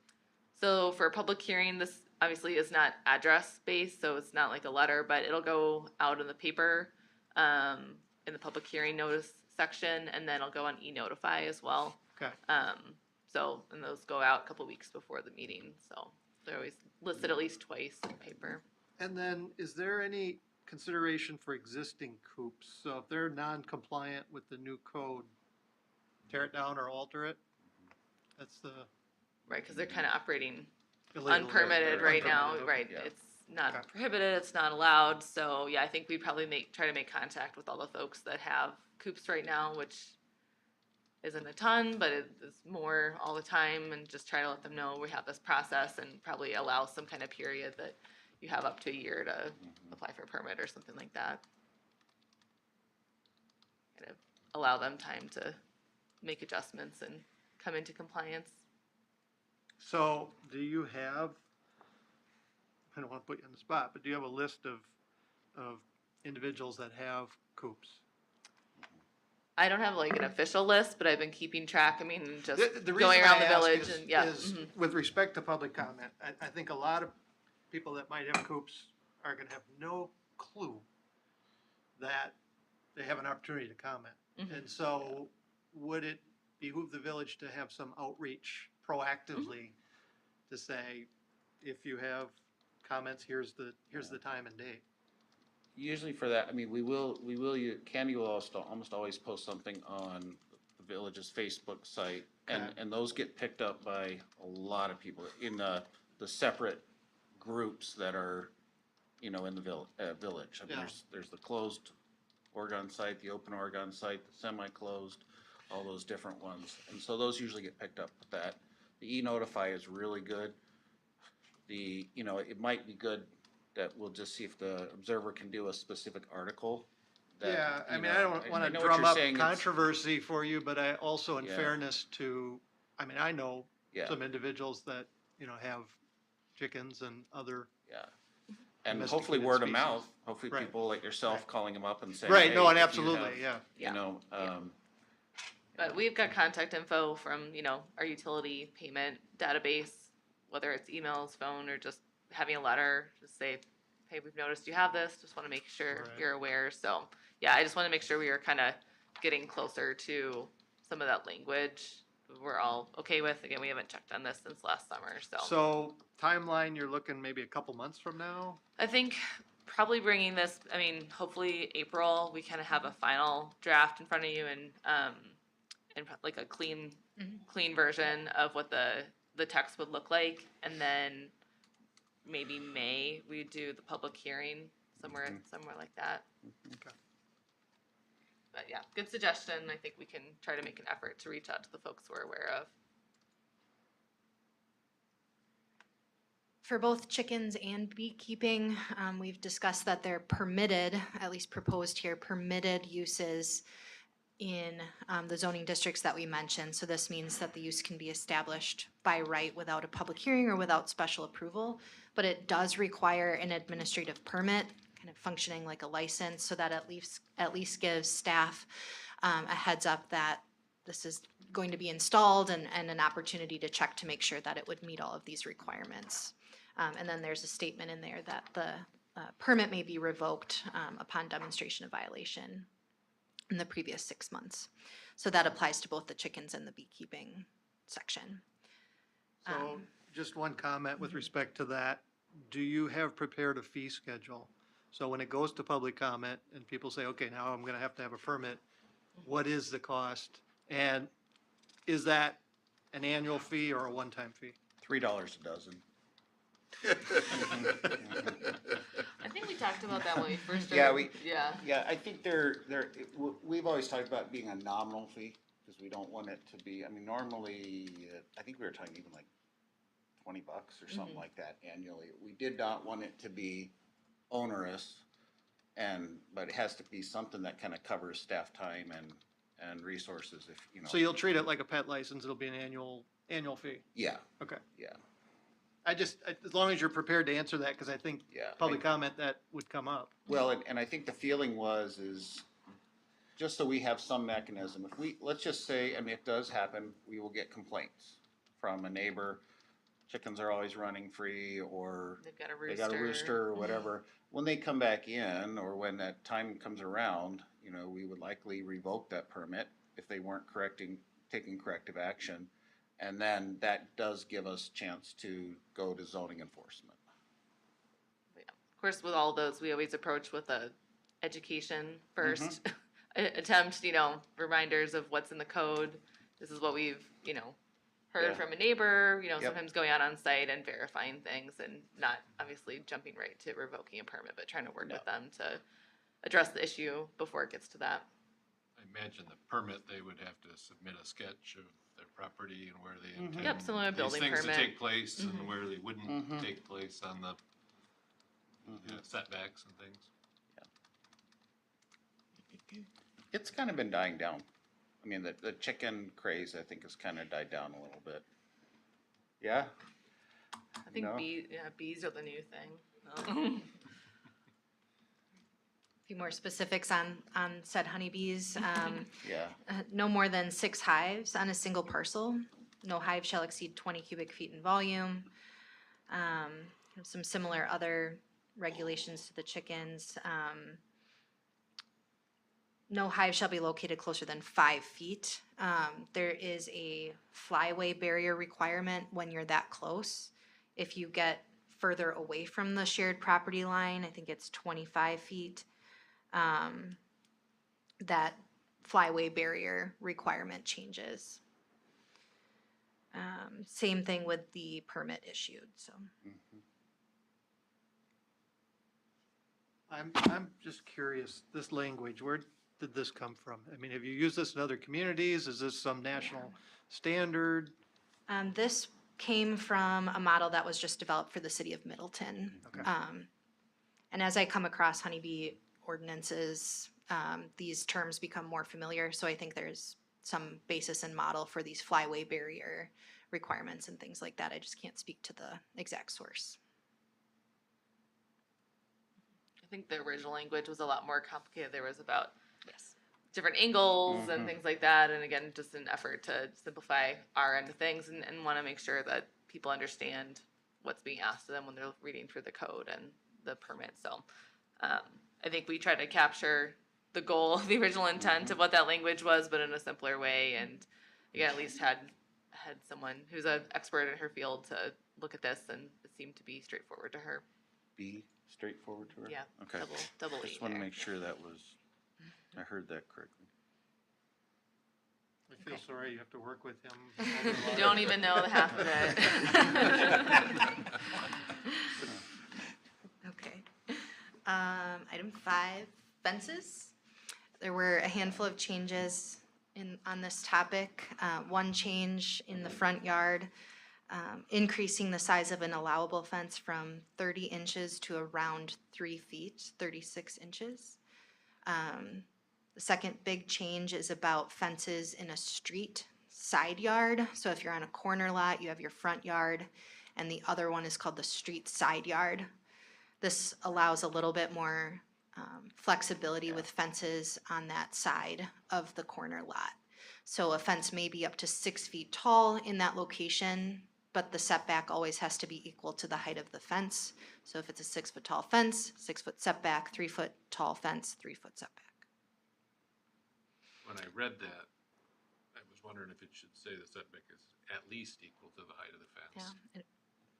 language in the actual red line might be more clear, but I'll make sure that Let me that's go to the that. case, yeah. Some people could infer that to mean that it had to be 6 feet exactly and Sure, couldn't be 7 feet. Yeah, we said equal to or greater than. maybe. Yep, good point. Okay. So I did have a question on fences. Mhm. And it is, are existing fences grandfathered or are they gonna be non-compliant? They would be grandfathered, just like other things that have changed over time. If it was built and constructed under a previous approved permit and ordinance, then that is allowed. Okay. If it was constructed not under a permit, I think there could be some gray area there, but we're not going, we don't have time to go around and hunt down, Police fences, Right, yeah. have you people know, rebuild their fences. fence scuff laws or something like that. But the side yard fence, the side yard setback, or street side yard has been probably the biggest thing that we've run into. Because people buy corner lots, they're nice, they're big, and then they find out that it used to be 30 feet. So, you know, if the fence could only come off really the back part of the house, that left a very large portion of the side yard that couldn't have a fence more than 30 inches, I think at the time. Now it's 36. So this allows people to utilize their yards more, but it doesn't create the 6-foot fence right on the property line, 1 foot off the sidewalk, and as Mike Slavin used to say, canyoning the roadway with fences. So, just to make sure I'm understanding the code, if you have a sidewalk and you have a 3-foot fence, that fence needs to be 3 foot away from the sidewalk. Is that correct? Technically 4, Yep. because it's 1 foot to the property line, and then Okay. you have to have 3 feet back from the property line. And so the one question I had about that is how does that jive with new urbanism, for lack of a better word? But the concept of new urbanism, which we're trying to promote in the village, and I didn't have time to kind of really look at that, but as planners, you're more versed in that. Is that something that new urbanism supports? Or would new urbanism say, let's run the fence all the way up to the sidewalk? I think I understand the concept of it, especially in relation to a front yard where you have that shorter, more decorative fence. It's sort of kind of making a clear delineation between the private space and the public realm, but not kind of walling it off, again, to the Mike Slavny comment. I think though, once you start increasing the height of the fence, you're trying to strike a balance of that more aesthetic and kind of allowing people to have a little bit more privacy when they're on a corner lot. So I think that's what this change is trying to accomplish. I think that and I'm no planner, but I think that new urbanism also has to do about activating the street. So, and I think that that's sort of by putting more purposeful things on the streetscape itself, businesses, parks, places to sit, places to do that. It doesn't really talk so much about private property that's along a streetscape itself. I think that that's kind of more of a suburban type of thing when you've got those types of situations. So I think that I understand what you're asking, but I don't think that they're quite meshing. Yeah, I mean, I'm thinking of a development like Middleton Hills, and Yeah. if we were to pursue something like that in the village, would we be restricting that by saying, well, the fence has to be pushed back? I think 3 it's more feet. the height of the fence that is a little bit more of a give in that concept than necessarily the setback. Because again, like you want businesses to interact with the public street in that setting, but in a residential neighborhood, there are certain things too, like you want the porch to be closer to the road so that you can see people and interact with the front door Right. and wave at your neighbors as you walk by. So the shorter, more decorative fence accomplishes that because you're not walling it off. A taller fence can work contrary to that. Right, no, but you're still But the pushing set- that shorter fence back Yeah, 3-4 feet when disconnecting. when they the may have a two very s- tiny yeah, front yard. yeah. That's my concern, that's Yeah. all. I mean, we're not talking about front yard setbacks here, we're just talking about street Street side side. yard. So So- the front yard, you'd still Yeah. you'd still be able to have your shorter decorative fences closer than 30 feet, but if you're gonna do anything that's greater than 3 feet needs to be at least 30 feet back, so usually in line with the front of the house. No, I Trucking- understand yeah. that. I'm talking, a decorative fence. That You're was talking the about question I asked. If you have it, you can't have it right Like a up to the Mayberry sidewalk. style fence where it's just right on the sidewalk Correct. with the gate. Yeah, that is something we've not typically allowed. I think the current code allows 2 feet back. Isn't that right? Yeah. From the front, for the front. So a Yeah. 3-foot fence, 2 feet back in the front yard is still allowed. So that would be 3 feet from the sidewalk. Yeah, and those are those smaller decorative picket But fence. you're right, it's not right up against the sidewalk.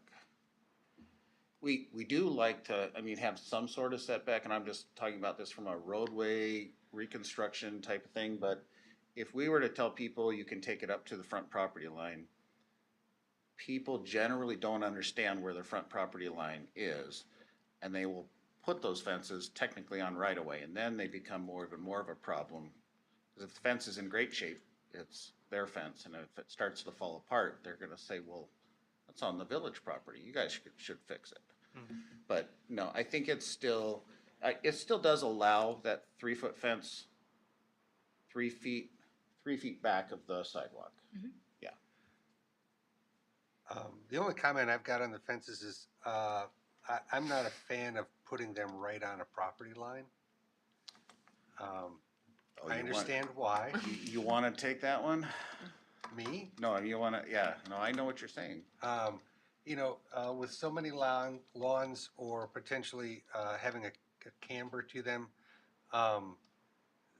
trying to mow up against a fence can sometimes be problematic.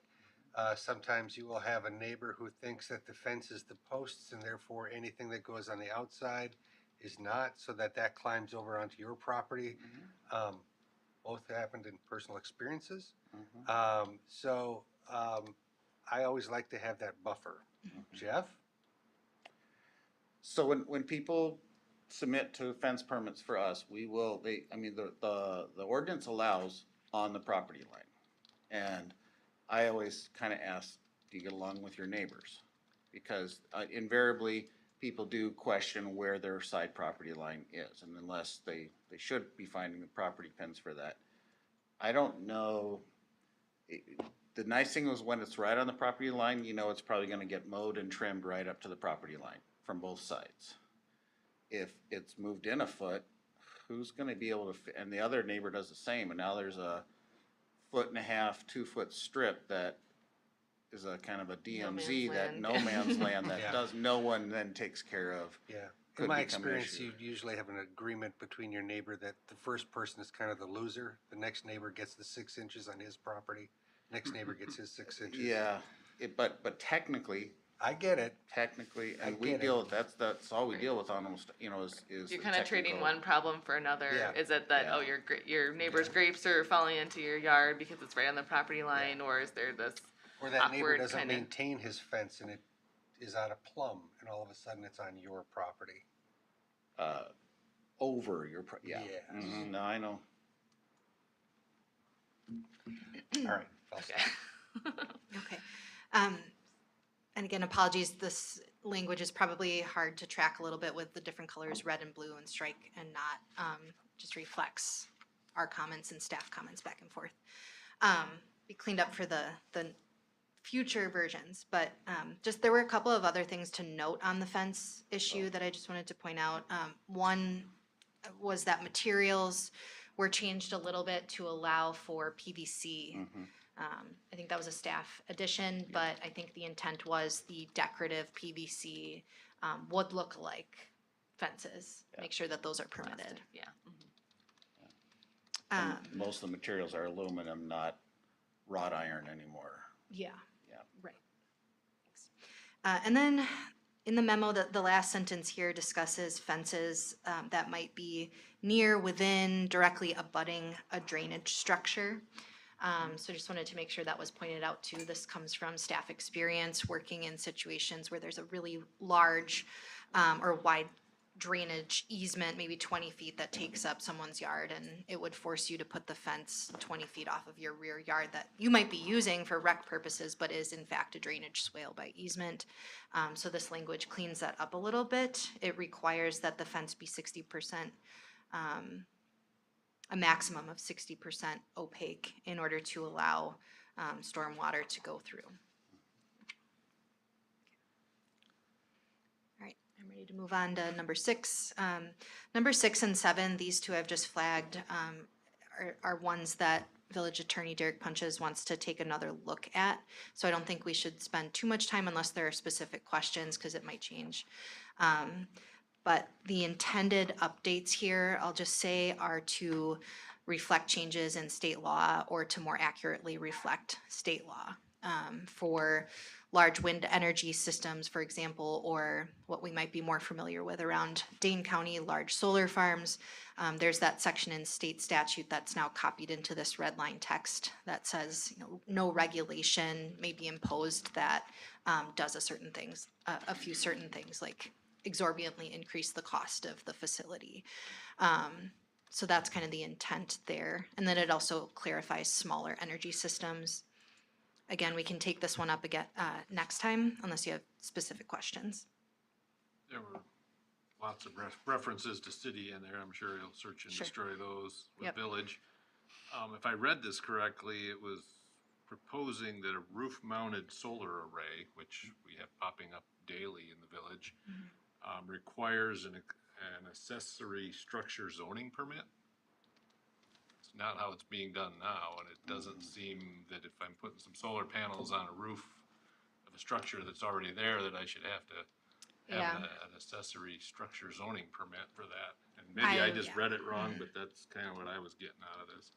I would argue that that's maybe not the best route that we want to go, best practice. You know, if you've heard of like Soul Smart, it's a designation that approaches communities to encourage installation of solar, small scale. On your rooftop, On- it's part on of your rooftop, structure. yeah. If you're gonna put a pole in your backyard with a large array on it, to me, that's an accessory structure. That should probably be permitted as such, but just to put some on your roof surface Building permit doesn't might be create one another thing, but, structure. yeah.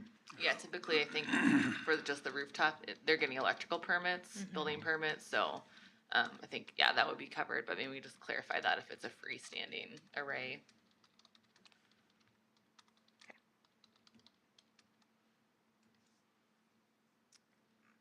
All right. Item 7 is regarding cell towers and then clarifying related but small communication devices that might be on residential property, antennas, satellite dishes, et cetera. I have not gone through this one with a fine tooth comb, again, with the village attorney wanting to take a look at it. But I can comment that at least for large cell towers, so wireless telecom, state law changed in 2013. We just want to make sure that the ordinance reflects that, kind of tied the hands of the municipality a little bit, stating that you cannot prohibit a cell tower in any district. It must be either a permitted or a conditional use in every single zoning district. And then there are other limitations that would restrict which parcels that a tower could actually be located on. But that's kind of the general summary of the 2013 statute. And according to this, all zoning districts, you're permitting them by right instead of by conditional use? I didn't double check that because, That's what I'm Yeah, showing in thanks. section, the table in here for 17-203. and that might be some that's related to the small cell towers or the, larger telecom communication antenna. I'll double check those with the attorney when we get through it, yep.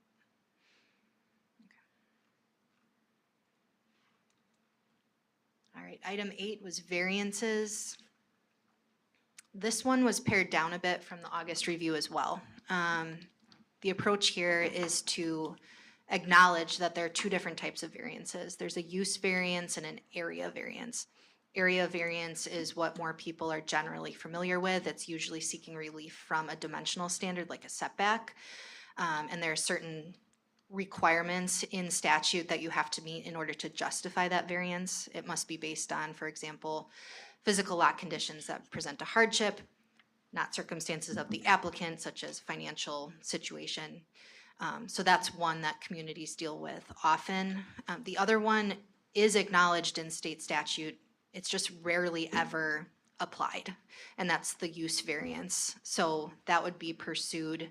It's not a rezoning, but utilized when there is no other viable use of the property, and that's extremely difficult to prove. Is that the but for, or no? No, that's the TIF, that's a TIF feeling, yeah. So the changes here again are intended just to simply acknowledge the use variance in statute if there were questions to make this easier to administer.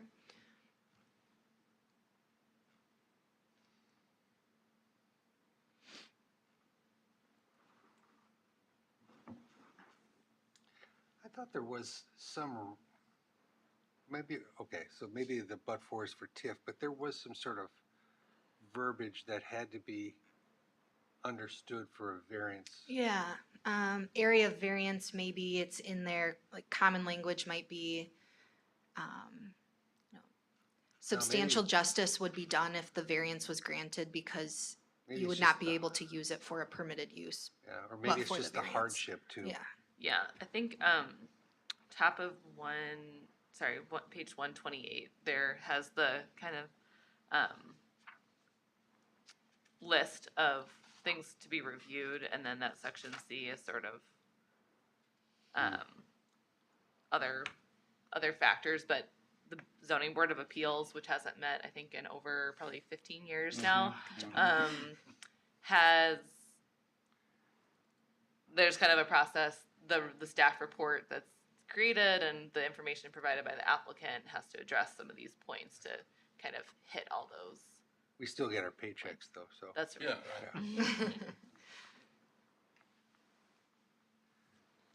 Okay. The next one, downtown design overlay.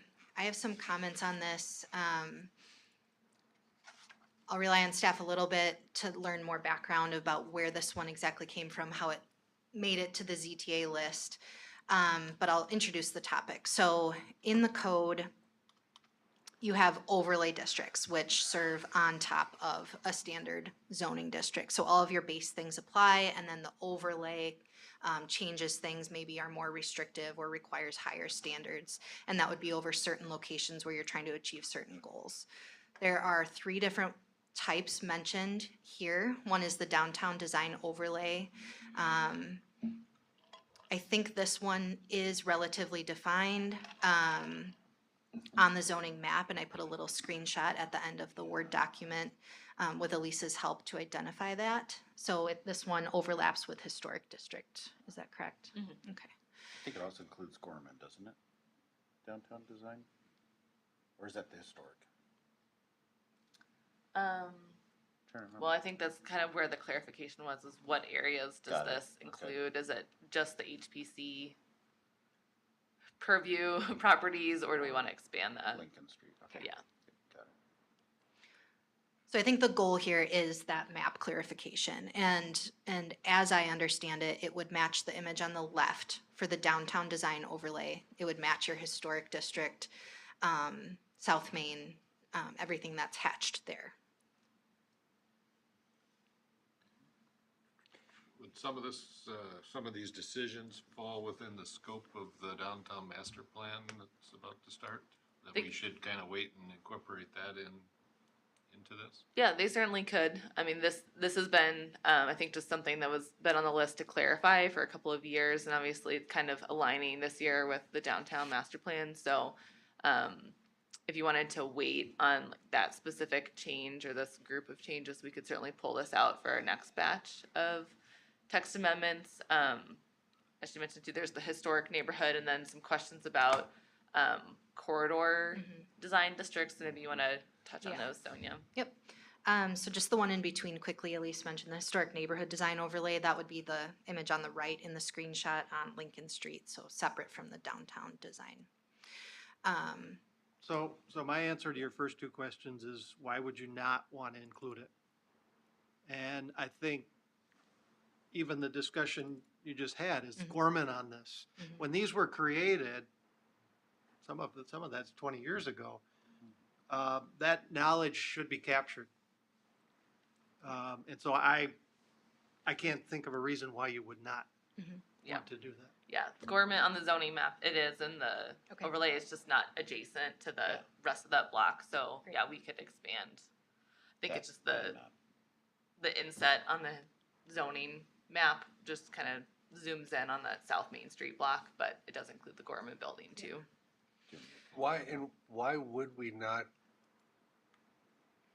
do the residential homes that are in the historic district or historic? We would, I think we're just clarifying that the map, Is beyond that. the areas that are mapped relate to this section of the code. We're just talking about which properties require this additional level of design review.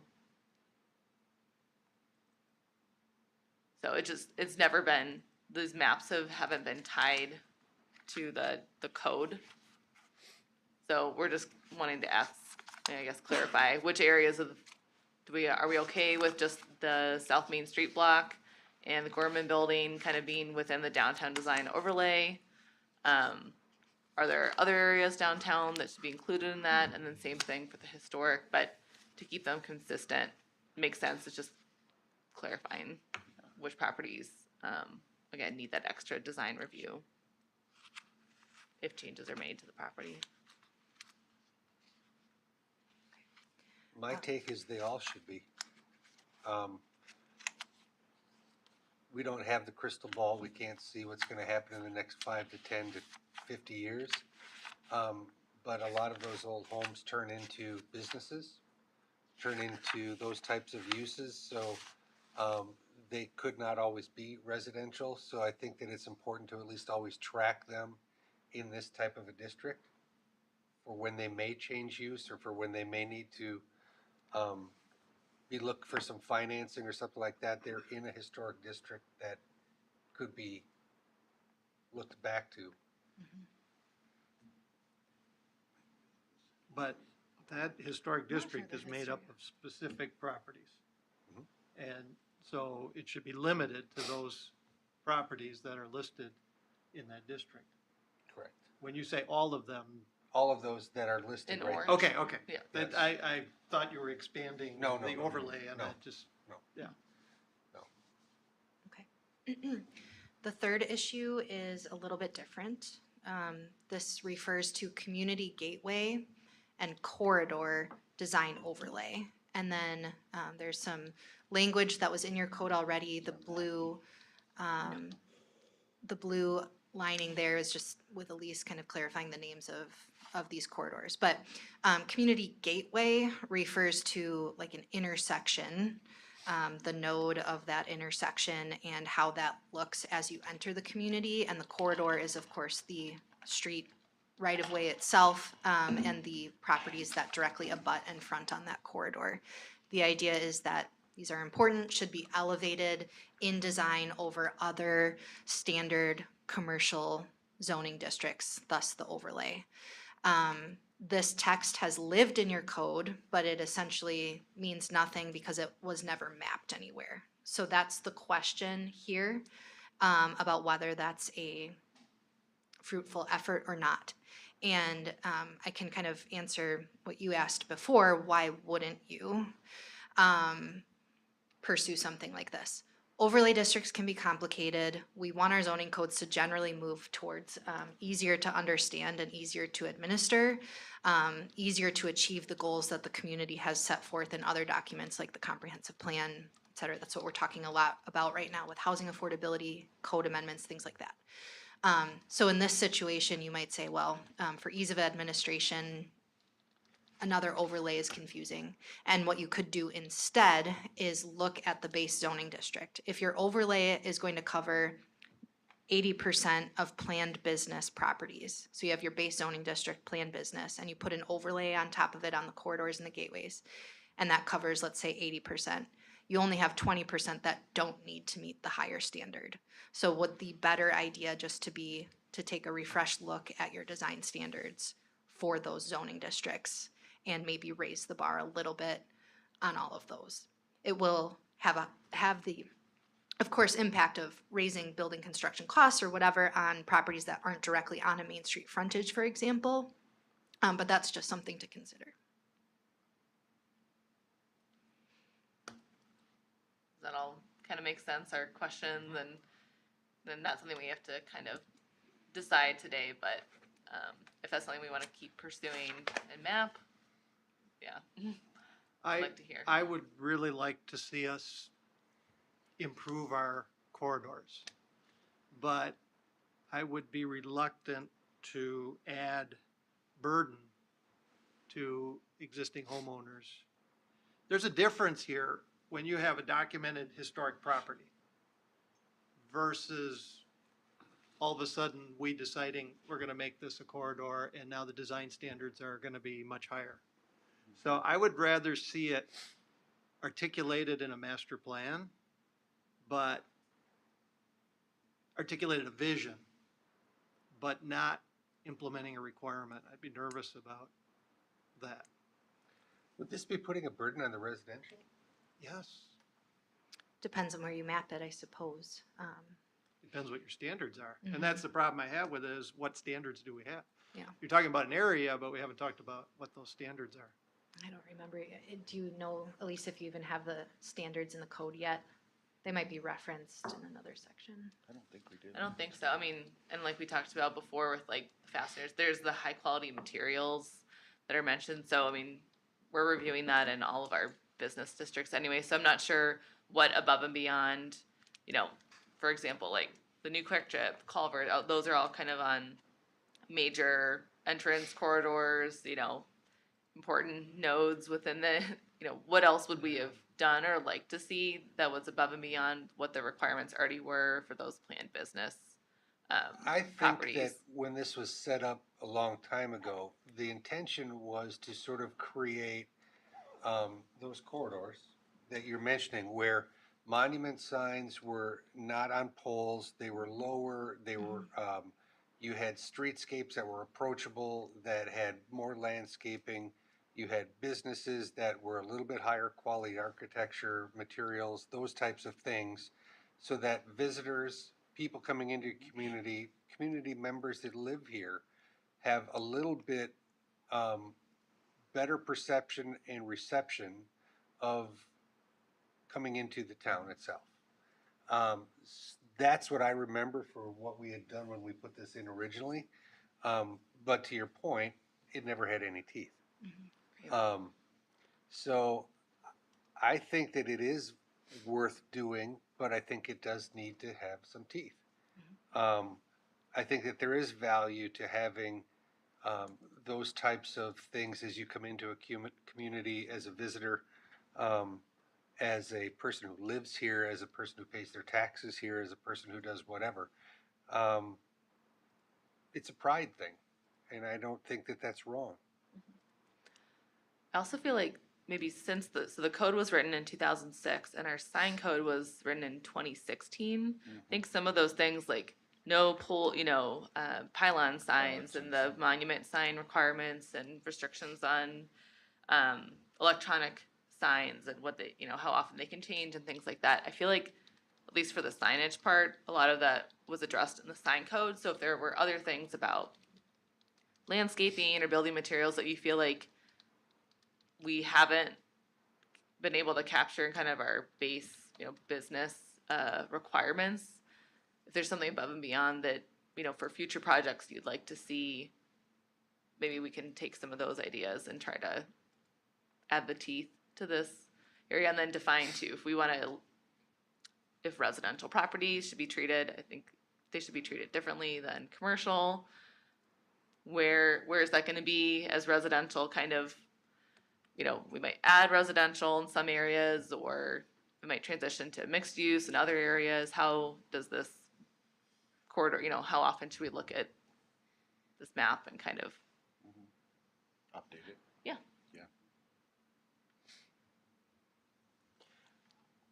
Yeah, I understand what you're saying, to streamline the whole process, and by increasing the quality of all of it, you get what you want for your corridor, but you also get it for the rest of your community.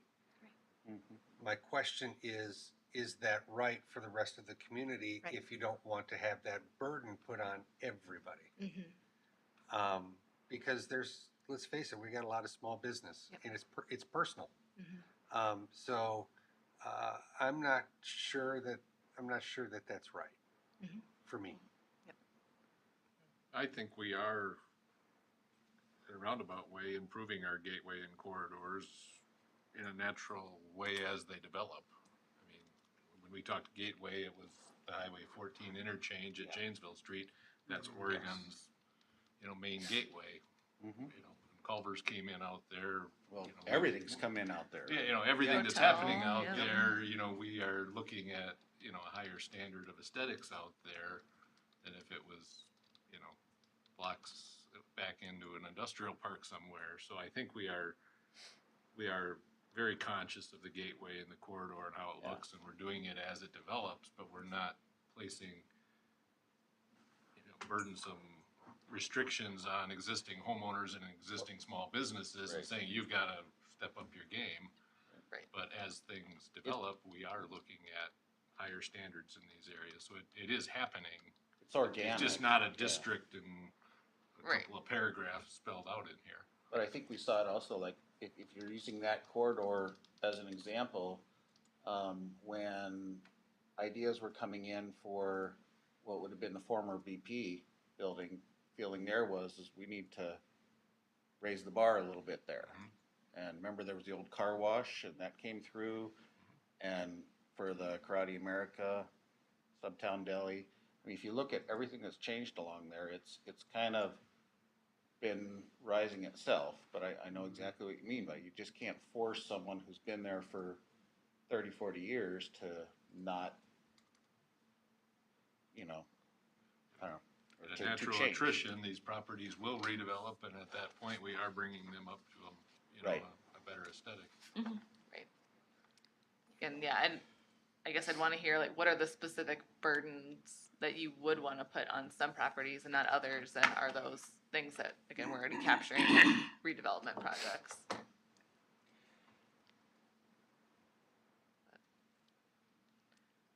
I don't know off the top of my Yeah. head. But I think you're right. I think that, we have organically done it, but we're not always gonna be here. So I think that it's good to have something documented someplace. What is that? I don't know. Yeah, it's a tough one. I feel stronger about historic districts because you have national standards, you have state standards. But in terms of a corridor, it makes me nervous because what are the standards? And I think there's certain things we can do to require businesses as they're developing, with signs and the aesthetics. But again, I'm very nervous about homeowners and what we would do to that. Right. I mean, I would be comfortable with striking this section, but I mean, I think maybe let's sit on this for a little while and come back to it next month too and decide if this is something that we want to pursue and map. But again, like thinking about planned business zoning, I think probably 95% or more of our planned business zoned parcels are on these corridors. And so, again, if they're already that much overlapped, are we already addressing it within planned business? We can make changes within planned business and not have another overlay to kind of remember and adjust over time as the corridor grows. It's just the zoning can kind of keep up with the requirements there. But let's leave that in there for now and just flag it to come back to. And if you guys have other thoughts in the next couple weeks, send them my way, or we'll pick it back up in April for discussion. Definitely would look at this topic with the planners on the downtown master plan, because they may have some specific corridor design ideas or streetscape ideas, things that are in the public space, not necessarily on the private property, that need to be looked at. We talked a little bit about that because I brought that up, the importance of corridors. Is there anything in their proposal that they're addressing? I'll talk about that here So, shortly. so I'm yeah. more comfortable, and like you say, it's probably a good idea to let it stew for a month, but Mhm. I'm more comfortable having it in that plan than us putting a Right. overlay. More of at goals this, at this and point, at least. objectives. Mhm. Yeah. Okay.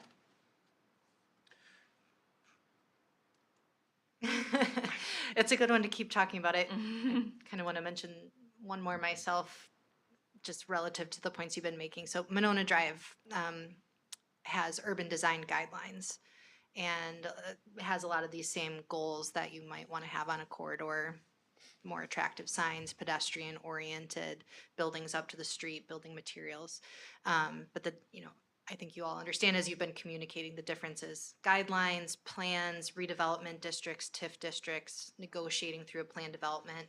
Those are a little bit more loose, can be guided by the plan commission, a little bit more subject to who might be applying them at the time. An overlay district has specific teeth and it's very prescriptive, and you can go in and see exactly what requirements you have to follow. So that's something to consider too, pros and cons. Okay. Number 10, signs. I think there were 2 or 3 changes here. The first one on the list was increasing the number of drive-through, basically menu board signs that you can have from 1 to 2.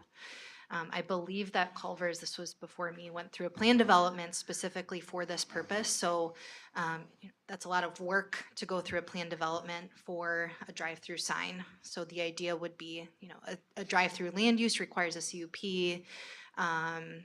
Is there a circumstance where you might deny it? It's already a CUP, it's already maybe in that area. So 2 menu board signs is the proposed change here. I think we pointed out in the memo too, but it's not highlighted on this text as a change. The last column on the right says 24 square foot max sign area for those signs, part of the per sign, yep. Part of the Culver's plan development was to also increase that to 48 square feet. Per Do you- sign? Do you recall? Yep, I think that was Okay. 48 or 46. Okay. I just emailed you. So that was a question for the plan commission, if you'd be comfortable making both of those changes in the sign code rather than kind of dealing it with a plan development process in the future. If it were to arise in the future again. They were My eyes 46 are getting feet. worse, and a 24 square foot sign out the car window is not the easiest to read. Yeah. Yeah, Culver's was 46 feet, just double 46. checked. I think I'm fine with the 2 menu, with 46 the square feet. menu and order board, essentially two of those things per drive-through. It has become the standard for most of these places. Yes. I'm fine with going more than 24, but I think that the 20 or 46 is huge. I think that's too big. Sheet of plywood, 4x32. That's a sheet and a half of plywood. Yeah, That's huge. but a place with a big menu. Yeah. So I'm fine with the 2. I think that 24 is, fine. I think 32 is a nice number. I think 46 is too big. So anything over that would just need to go through that plan development process again. Probably not too often we're gonna have something that scale of Culver's with their signs and Yeah. expansive menu. Yep. Yeah. Okay. We could take a look at a few of the newer ones too. I mean, I'm just trying to think of there's Culver's obviously, but there's Chick-fil-A, McDonald's, Duncan puts them in all the time. Dunkin' over there. Yeah, it might just be something we can. I think that'd be a good idea rather than Here. just pull a number out of our. See kind of what's the Had- norm out there, right. what they're Yep. doing. Okay. All right, the last one that I think we have on our list here within signs.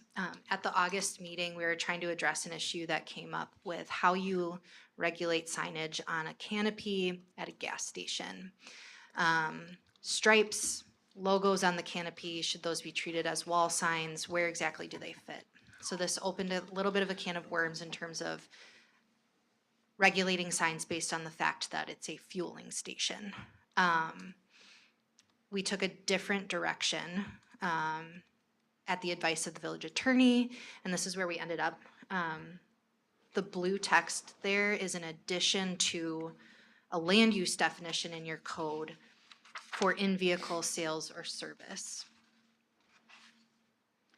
And what it says is that when this land use is established, so it's not limiting it specifically to fueling station, but it's regulating it based on the location of these land uses, where there's a canopy, so it's not the content, it's not the speaker that has the sign, it's a canopy. So it's, you know, you can regulate time, manner, and location. You cannot regulate content or speaker. So we're regulating a canopy here. You may have, whatever it says here, maximum of 4 square feet for additional names and logos. So if it says Quick Trip on there, that would be a maximum of 4 square feet in size. And then the stripe width has some bounds on it as well. Maximum height 20% of the fascia, vertical height up to maximum 12 inches.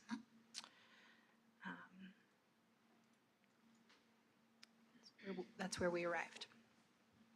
I guess my question is that realistic, given what they use, what they do? I mean, I'm thinking Quick Trip seems like their lettering is a lot bigger than that. And I don't have specific things I can identify, but.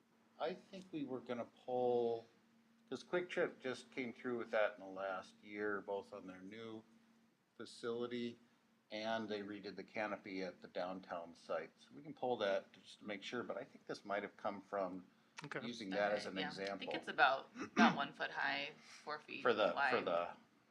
yeah. The So logo. if they're at the corner of Main and Main, they could have 2 signs. Could have a building sign, wall sign. Nope, on their and a- canopy, they oh, on could the have 2, canopy. because they have Right. street frontage on 2 sides. On Main and Main, what? Like I'm Main and, just- Main and Richards, You yeah. know, Pickett, I'm sorry. Yeah, yeah. Yeah, Corner it of says Main Main and and maximum. Main don't intersect, Yeah. Must face a public right of way, it says, yep. So you could have it on 2 sides. Mhm. Yeah, yeah.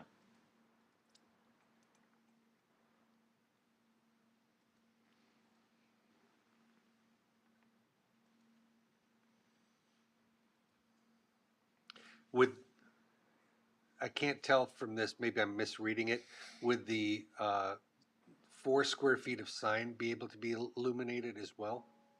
Because the Yes. stripes, it says lit, Mhm. stripe, but It does says the canopy 4, signs and stripes may be Oh, internally sorry. illuminated, yeah. It says they can only have signs where it faces the public right away. What about the striping? Can the stripes go down the sides that don't face the? Yes. Should be clarified. Stripes It can should go all be the way Clarified, around, I yep. think. I believe they typically do, but.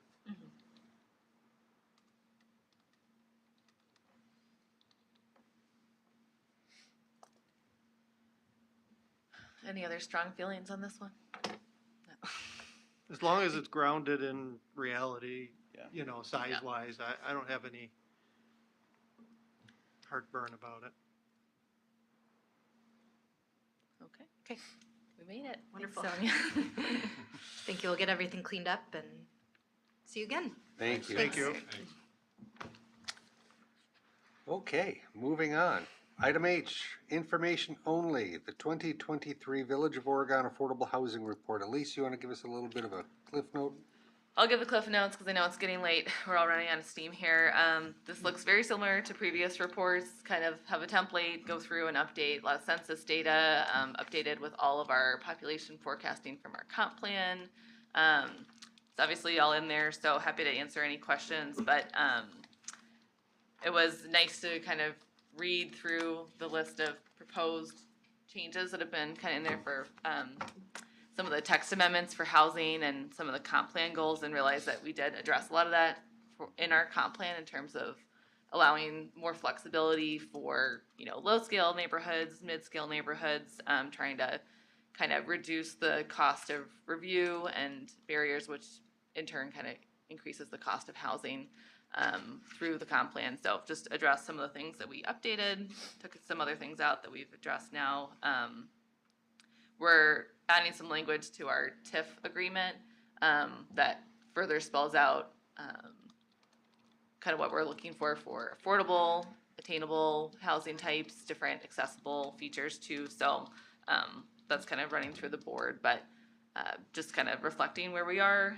So it's nice to see some of these things moving forward, but not a lot of surprises in terms of affordability levels, vacancy rates, things like that, largely still the same. But happy to take any questions. This has been up on our website since the end of January. It's kind of our required state affordable report since we're over the 10,000 population. This is our 5th year doing it. So I did have one question. You have a long list of infill properties. Are these showing on a map anywhere? Yes, the map hopefully made it. I saw that map on the end, but I didn't, but is that the infill? I mean, These yellows are big. but there's, the list is like huge and I don't see Well, that. most of those are the single family. So a lot of those are the Veridian property. So a lot of those single family. Okay, so It's anything, it's platted now, so the majority of those are all single family, they're Highlands and Netherwood or the Veridian neighborhood parcels. The couple parcels that are there in green, this is just, again, continuing the map, there's a lot other opportunities for redevelopment. This isn't something that I spent a ton of time kind of fleshing out because we address, redevelopment in other ways, but this is just kind of a carryover from the plan of the last couple of years for opportunities for mixed use. But yeah, the majority yeah, of and those. that was my other question is getting this out to developers so they're aware of those opportunities. So if this is it, that's great. I mean, visually, it's like you can kind of get a sense of where Yeah. the opportunities are. Yeah. Hopefully next year I'll have some more time to kind of update that a little bit more. It's Mark Grace always called this an unfunded mandate, so it's important information, but it's just another, and it's hard to know how people are using this and reference, but I do hear from people that read through this, and it gives a good overview of the village and development and affordability. So we'll keep at it. Hopefully have kind of a refreshed map next year. Anybody else? Questions? All right. Thank you, Elise. Moving on, item I, information only, update on the 2024 Downtown Master Plan. Miss Elise, you want to handle this? Yes, so as you all are aware, we put out the RFP for the Downtown Master Plan in January. Proposals were due early February. We received 7 proposals in our selection committee, which is listed there.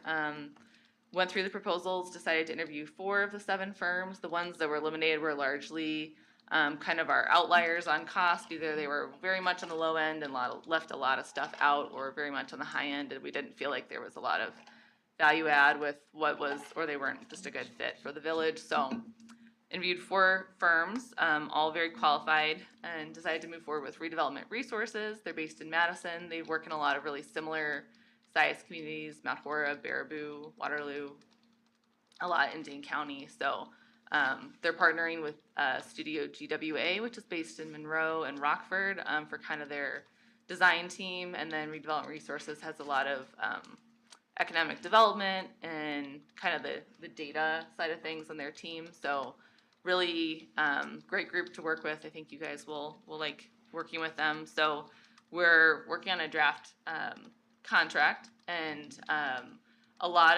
so what's in their proposal, again, it's kind of a starting point. We asked for a lot in the RFP, and I think through this process, we kind of were able to better articulate ourselves, kind of what are our goals, what are our takeaways from the project.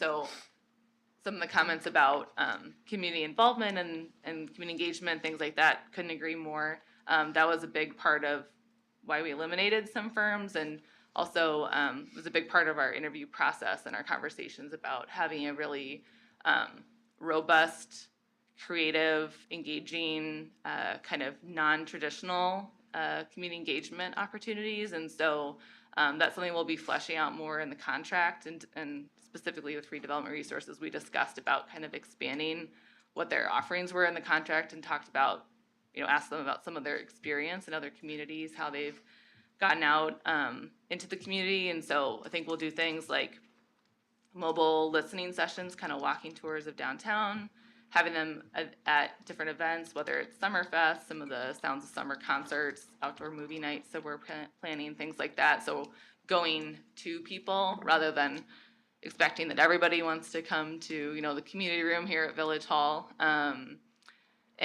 trying to get, you know, hear from different voices. Also making sure that adjacent property owners are involved, whether they're business owners or residential properties. So they understand that, and again, their proposal was just kind of an attempt to capture what they thought we were asking for, but through our conversations, I think we all arrived at, we kind of are all on the same page. So some of those details about, you know, those community engagement events, groups to be reached out to, who's kind of selecting, who's talked to, those will be further described in the contract, and we're just starting to work through that draft with our attorney. So that contract will come in front of the board probably later in April. So I'll keep you posted on how that's going, and hopefully the Planning Commission meeting will have that contract pretty much ready to go too. So keep you in the loop on that. Spring through fall is the general timeline. So 6 to 9 months, we'll see when we get started, probably, you know, late April or May. So that's the update, and yeah, thanks for all of your time and input on the RFP itself, and then a lot of time on the selection committee to do the interviews, and I think it was a really thoughtful process, and I think we found a group that's going to be a great fit for Oregon. So are we gonna have drafts for comment like we did with the comprehensive plan? Yes, yep, so that's all kind of baked into their proposal too, but yeah, that's the plan, is that there's, you know, kickoff meeting with staff, and then at the public meetings as well, planning commission and board, and then going out for data collection, community engagement, coming back, and then, yeah, having those drafts reviewed multiple times by planning commission and board, and having, obviously, the community available to comment on those along the way as well.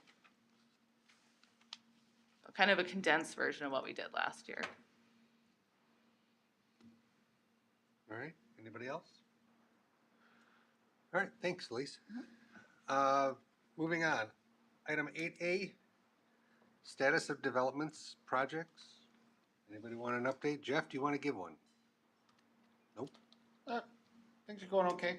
Okay. We have Autumn Ridge, Phase 3 has been working on their utilities, and we've seen activity. Actually, I think we're going to see another phase from Viridian coming in this year. Have you seen that? Okay. So, yeah, things are continuing to move forward. Good. Any questions on any projects or anything? We're planning a ribbon cutting for Yes. J.C. Park and the concession stand Saturday, May 18th. It'll be alongside the Kids Get Fit event, which we're heading up. Leanne is heading up on our team and bringing back, so it'll be that same morning. It'll be a fun day. Yeah. And hot dogs. Hot dogs and popcorn and some healthy snacks too. Yeah. So. Perfect. Perfect. All right, moving on, upcoming meeting dates. Make sure your calendars are cleared for those. Planning staff meeting agendas, none. Items for future meetings, none. I will entertain a motion to adjourn. So moved. We have a motion, we have a second? Second. All of those in favor say aye. Aye. All those opposed? Thank you for playing.